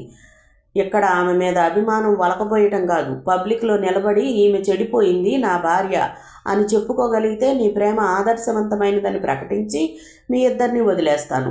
లేదా దాని తిప్పలు దానికి వదిలేసి నా దగ్గరకు రా, నన్ను ప్రేమించు. స్వర్గాన్ని కిందికి దించి నీ చేతికి అందిస్తాను. ఆమె నా భార్య అన్న అభిమానం కాదు, ఒక ఆడది ఆపదలో ఉందన్న జాలితో అడ్డుపడుతున్నాను. ఇక నిన్ను ప్రేమిస్తానని కల్లో కూడా ఆశపడద్దు. నిరంజన్ అడ్డు పెట్టుకుని నన్ను ఆట ఆడించావు కదూ, అలాగే నిన్ను ఆట ఆడేద్దామని నీ దగ్గరకు వచ్చాను. కానీ నువ్వంటే ప్రేమ మొలుచుకొచ్చి కాదు, నువ్వంటే అసహ్యం మాత్రం మొలుచుకొస్తుంది. నీ ముఖానికి ప్రేమించే మగాడు దొరకటం కూడానా? పెదవులపై ముద్దు పెట్టాలట. ముద్దు కాదు పెట్టాల్సింది, వాత. ఇంకో మగాడికేసి చూడకుండా, నన్నే పెళ్ళాడమని వెంటబడకుండా వాత పెట్టాలి. కిన్నెర ముఖం అవమానంతో కందిపోయింది. కళ్ళు రక్తం కక్కుతున్నట్లుగా ఎర్రగా కందిపోయాయి. యూ అంటూ రెంక వేస్తూ పోట్లగెత్తలా ముందుకొచ్చి షమ్మి గొంతు పట్టుకుంది. ఒక్క విదిలింపుతో ఆమె దూరంగా నెట్టాడు షమ్మి. నన్నెంత అవమానించిన వీడికి బ్రతకడానికి వీల్లేదు, చంపేయండి వీణ్ణి, నన్నింత దారుణంగా తోలనాడిన వీడి నాలుక కోసేయండి, ముక్కలు ముక్కలుగా కోసి కాకులకి గద్దలకి వేయండి, మనిషి కాదు పిశాచం అన్నట్లుగా భయంకరంగా అరవసాగింది. అక్కడున్న భారీ శరీరాలు 4 షమ్మీను చుట్టుముట్టాయి. సింహంలా వాళ్లకి ఎదురు తిరిగినా పులుల్లాంటి ఆ 4 ధాటికి తట్టుకోలేకపోయాడు. క్షణంలో రక్తసిక్తమైపోయింది అతని శరీరం. మరో 1-2 దెబ్బలు పడితే చాలు ఈ ప్రపంచానికి వీడ్కోలు చెప్పేలా ఉన్నాడు. కిన్నెర ఆపించింది ఆ మారణకాండని. ఎలాగ చస్తున్నాడు? చచ్చే ముందు నిజం తెలుసుకుని చావని. దెబ్బతిన్న ఆడది పగబడితే ఎంతటి సర్వనాశనాన్ని సృష్టిస్తుందో తెలుసుకుని వచ్చే జన్మలోనైనా ఆ తప్పు మళ్ళీ జరగకుండా చూసుకుంటాడు. వెన్రా ఈ సుధాలహరి నేను సృష్టించి నీ దగ్గరకు వదిలిన మాయలేడి అంటే మారీచుడుగా స్వర్ణహరిణి అయ్యిందా? వన్నె చిన్నెలు వెదజల్లి నిన్ను ప్రేమ అనే సాగరంలో పూల పడవ ఎక్కించి చెట్ట చివరికి నడి సముద్రంలో ముంచివేయడంలో సూత్రధారి నేనే. ఆ సవ్యసాచి నా మనిషే. ఆ ఫోటోలు ప్రేమలేఖలు నా సృష్టే. ఈ సుధాలహరి నిన్ను ప్రేమలో ముంచివేయమంటే తను ప్రేమలో మునిగిపోయింది. నేను ప్రేమించిన వాడిని ప్రేమించి తప్పు చేసింది. కోటీశ్వరుడైన తండ్రి దొరకగానే తల పొగరెక్కి నన్నే అవమానించింది. నా చేతిలో కట్పుత్లి అయ్యాడి నా మనిషి నా మీదే కళ్ళెర్ర చేసింది. అందుకే దానికి శిక్ష. ఆ శిక్ష కూడా చూసి నీ జన్మ ధన్యం చేసుకుని కన్ను ముద్దువు గాని. రతన్ కానియండ్రా దాని పని. ఎక్కడే వీడి కళ్ళ ముందే. రాక్షసి నిన్ను ఆవేశంతో లేవబోయి దెబ్బతిన్న కాళ్ళు సహకరించక కింద పడిపోయాడు. లహరి మరో క్షణంలో ఇనుప పాదాల కింద పడి నలిగిపోయే పువ్వులా అయ్యేదే. కానీ ఏ దేవుడో కన్ను తెరిచి పంపినట్లుగా మోహన్ రావు పోలీసులతో గదిలో అడుగుపెట్టాడు. బెయిల్ మీద కూతుర్ని పోలీస్ కస్టడీ నుండి విడిపించి ఇంటికి తీసుకువచ్చిన సత్యానికి మళ్ళీ మోహన్ రావు నుండి ఫోన్ వచ్చింది. నా కూతుర్ని ఎంత అవమానానికి గురి చేసిన నీ కూతుర్ని చక్రపాణి సెక్షన్లో పెరిగిన నా కూతురు క్షమిస్తుందేమో కానీ నేను క్షమించను. నా కూతురికి నీ కూతురు ఏ శిక్ష విధించాలనుకుందో అదే శిక్ష నేను నీ కూతురికి విధిస్తున్నాను. గ్యాంగ్ రేప్కు గురై నడి రోడ్డు మీద చచ్చిందో బతికిందో తెలియనట్లుగా వస్త్రహీనంగా పడి ఉండే నీ కూతురు మీద నా కూతురు బట్ట కప్పడానికి వస్తుందిరా. ఆ రోజు నీ జీవితంలో రాకూడదనుకుంటే ముందుగానే నువ్వు ఆత్మహత్య చేసుకో. నీ కూతురు ఆత్మహత్య ఇక ఎలాగూ తప్పదు. మోహన్ రావు వర్ణించిన దృశ్యం కళ్ళ ముందు సాకారమై నిలిచినట్లుగా అయి అమ్మా కిన్నెరా నా తల్లి అంటూ విహ్వలంగా అరిచాడు సత్యం. భార్య కూతురు పరిగెత్తుకు వచ్చారు. ఏదో భయంకరమైన దృశ్యాన్ని చూస్తున్నట్లుగా వణికిపోతున్న తండ్రిని భుజాలు పట్టుకుని అడిగింది కిన్నెర. ఏమైంది డాడీ? గొర్రె కొండతో ఢీ కొట్టినట్లుగా అయింది కదమ్మా. మోహన్ రావు సామాన్యుడు కాదని చెప్పాను కదా అన్నాడు సత్యం. ఇప్పుడేమైంది? విసుగ్గా ముఖం పెట్టింది కిన్నెర. ఏం జరగలేదంటావు? అరెస్ట్ అయి బెయిల్ మీద బయటకు వచ్చావు. పత్రికల్లో నీ గురించి చిలవలు పలవలుగా రాస్తున్నారు. ఇంతకంటే అప్రతిష్ట ఏం కావాలి? ఇప్పుడేమో మోహన్ రావు ఘాటుగా వార్నింగ్ ఇచ్చాడు అంటూ మోహన్ రావు ఇచ్చిన వార్నింగ్ గురించి కంగారు పడుతూ చెప్పాడు. ఏడ్చాడు. నన్నేం చేస్తాడు? ఆవేశమే గాని ఆలోచన లేని దానివి. ఒట్టి తెలివి తక్కువ పని చేశావు. ఆనాడే ఆ షమ్మీగాడి తల తీసేస్తానంటే విన్నావా? పేడా పోయేది. ఆ పిల్లతో పెళ్లి చెయ్యొద్దంటే చేశావు. చేసిన దానివి ఏ రెడ్ లైట్ ఏరియాకో దాన్ని తీసుకువచ్చేస్తే చక్కగా రోగం కుదిరేది వాడికి. ఇప్పుడు చూడు, కూతురు మగడని ఆడి మీద ఏగవాలని కూడా ఆ మోహన్ రావు. ఏళ్ల తపస్సుకు మెచ్చి దేవుడు ఇచ్చిన వరల్లా ఆ కూతురు దొరికింది అతనికి ఆమె ఎంత అపురూపమో మనం ఊహించవచ్చు. అలాంటి దానికి ఎవరైనా కీడు తలపెడితే అతడు ఎంతమాత్రం సహించడు. సహించక ఏం చేస్తాడేం? మన జాగ్రత్తలో మనం ఉంటే సరి అన్నది కిన్నెర నిర్లక్ష్యంగా. ఆ మోహన్ రావు సామాన్యుడు కాదని చెప్పానా? ముఖ్యమంత్రిని ప్రధానమంత్రిని కొనియగల సత్తా ఉన్నవాడు. మన బాడీగార్డులను మన సెక్యూరిటీ కమాండోలను మనకే శత్రువులుగా మార్చి వాళ్ల చేతే చంపించగల సమర్థుడు. ఆ పిల్ల జోలికి వెళ్ళొద్దని అందుకే చెప్పాను. నా మాట వెనక నా బతుకు నీ బతుకు నవ్వుల పాలయ్యేలా చేశావు. కిన్నెరకి ధైర్యం సడలినట్లుగా అయ్యింది. ఇప్పుడు ఏం చేద్దాం అనుకుంటున్నారు డాడీ? ఇప్పుడు నా ముందు ఉన్నది ఒకే దారి. వెళ్ళి మోహన్ రావు కాళ్ళు పట్టుకోవడం, ఆయన కాలు కింద చెప్పులా పడి ఉండటం, నేను నీ దాసుణ్ణి అని చెప్పుకోవడం అంటుంటే ఆయన కంఠం వణికింది. కిన్నెరకి ఆ క్షణమే ఆత్మహత్య చేసుకు చచ్చిపోదామనిపించింది. కానీ చావలేదు. తన మీదే ప్రాణాలు పెట్టుకు జీవిస్తున్న అమ్మా నాన్నల కోసం. కానీ ఇకపై ఈ కిన్నెర జీవన్మృతురాలు. ఆ షాక్ నుండి 2 రోజుల వరకు మనిషి కాలేదు లహరి. ఆమె ఆ రోజు ఆఫీసు నుండి ఇంటికి వస్తూ ఉండగా కిన్నెర మనుషులు కత్తులు చూపించి కారాపి లహరిని బలవంతంగా కారు దించి తమ కారులో ఎక్కించుకుని వెళ్ళిపోయారు. డ్రైవర్ ఆ కారును వెంబడించి వచ్చి నగరం వెలుపల ఆ కారు ఆగిన భవనాన్ని గుర్తుపెట్టుకుని వెళ్ళి మోహన్ రావుకి ఫోన్ చేసి రప్పించాడు. డ్రైవర్ చూపిన చొరవకు సాహసానికి అప్పటికప్పుడు ₹1,00,000 చెక్కు రాసిచ్చాడు మోహన్ రావు. ఆ సమయానికి ఆయనే రాకపోతే జరిగే ఘోరాన్ని తలుచుకుని వణికిపోయింది. లహరి మనసు మొదటిసారిగా మోహన్ రావు పట్ల ద్వేషరహితమైపోయింది. ఆయన అంతగా అభిమాన వర్షం కురిపిస్తుంటే ప్రతిస్పందించకపోవటం హృదయమున్న మనిషి చేయాల్సిన పని కాదు అనిపించింది లహరికి. నాన్న అంటూ ఆ రోజు మనస్ఫూర్తిగా పిలిచింది. మోహన్ రావు ఆనందంతో తబ్బిబ్బైపోయాడు. కూతుర్ని అక్కును చేర్చుకుని తడికళ్ళు తుడుచుకున్నాడు. కొండ మీద నుండి అగాధంలోకి జారిపోతున్న వాడికి ఆసరా దొరికినట్లుగా గొప్ప నిశ్చింత ఆయన ముఖంలో.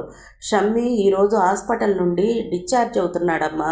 నీ దగ్గరకు రావాలి అనుకుంటున్నాడు. కానీ నువ్వేమంటావోనని భయపడుతున్నాడు. నువ్వు అతడిని ఒక్క మాట కూడా అననని నాకు హామీ ఇస్తే అతన్ని తీసుకువస్తాను అన్నాడు. అవును, ఆపదలో ఉన్నప్పుడు ఆదుకున్న వీరుడు కదా అతను. వీరుణ్ణి ఎలా సత్కరించాలో తెలియనంత అవివేకి కాదని అతనికి చెప్పండి నాన్నగారు. విజయమాలతో నా కూతురు నీకోసం సిద్ధంగా ఉంటుందని చెబుతాను అతనికి నవ్వుతూ వెళ్ళిపోయాడు మోహన్ రావు. ఆ సాయంకాలం చేతిలో ఫ్లవర్ బొకేతో లహరి ముందు ప్రత్యక్షమయ్యాడు షమ్మి. మబ్బులు తొలగిన చంద్రబింబంలా అందంగా మెరిసిపోతోంది లహరి ముఖం. అతనికి ఎదురెళ్ళి ఫ్లవర్ బొకే అందుకుంటూ చిరునవ్వు నవ్వింది సుధాలహరి. తొలి పొద్దులో తరుపత్రం మీద స్వచ్ఛంగా మెరిసిపోయే మంచు ముత్యంలా స్వచ్ఛంగా ఉందా నవ్వు. శుభం. కథ విన్నందుకు ధన్యవాదాలు. ఈ నవల మీకు నచ్చితే ఒక లైక్ చేయండి, షేర్ చేయండి, నా ఛానల్ని సబ్స్క్రైబ్ చేసుకోండి, నన్ను సపోర్ట్ చేయండి. మీరిచ్చే ఒక్క లైక్ నాకు నా ఛానల్కి ఎంతో సపోర్ట్ని ఇస్తుందండి. Thank you. ఉంటానండి.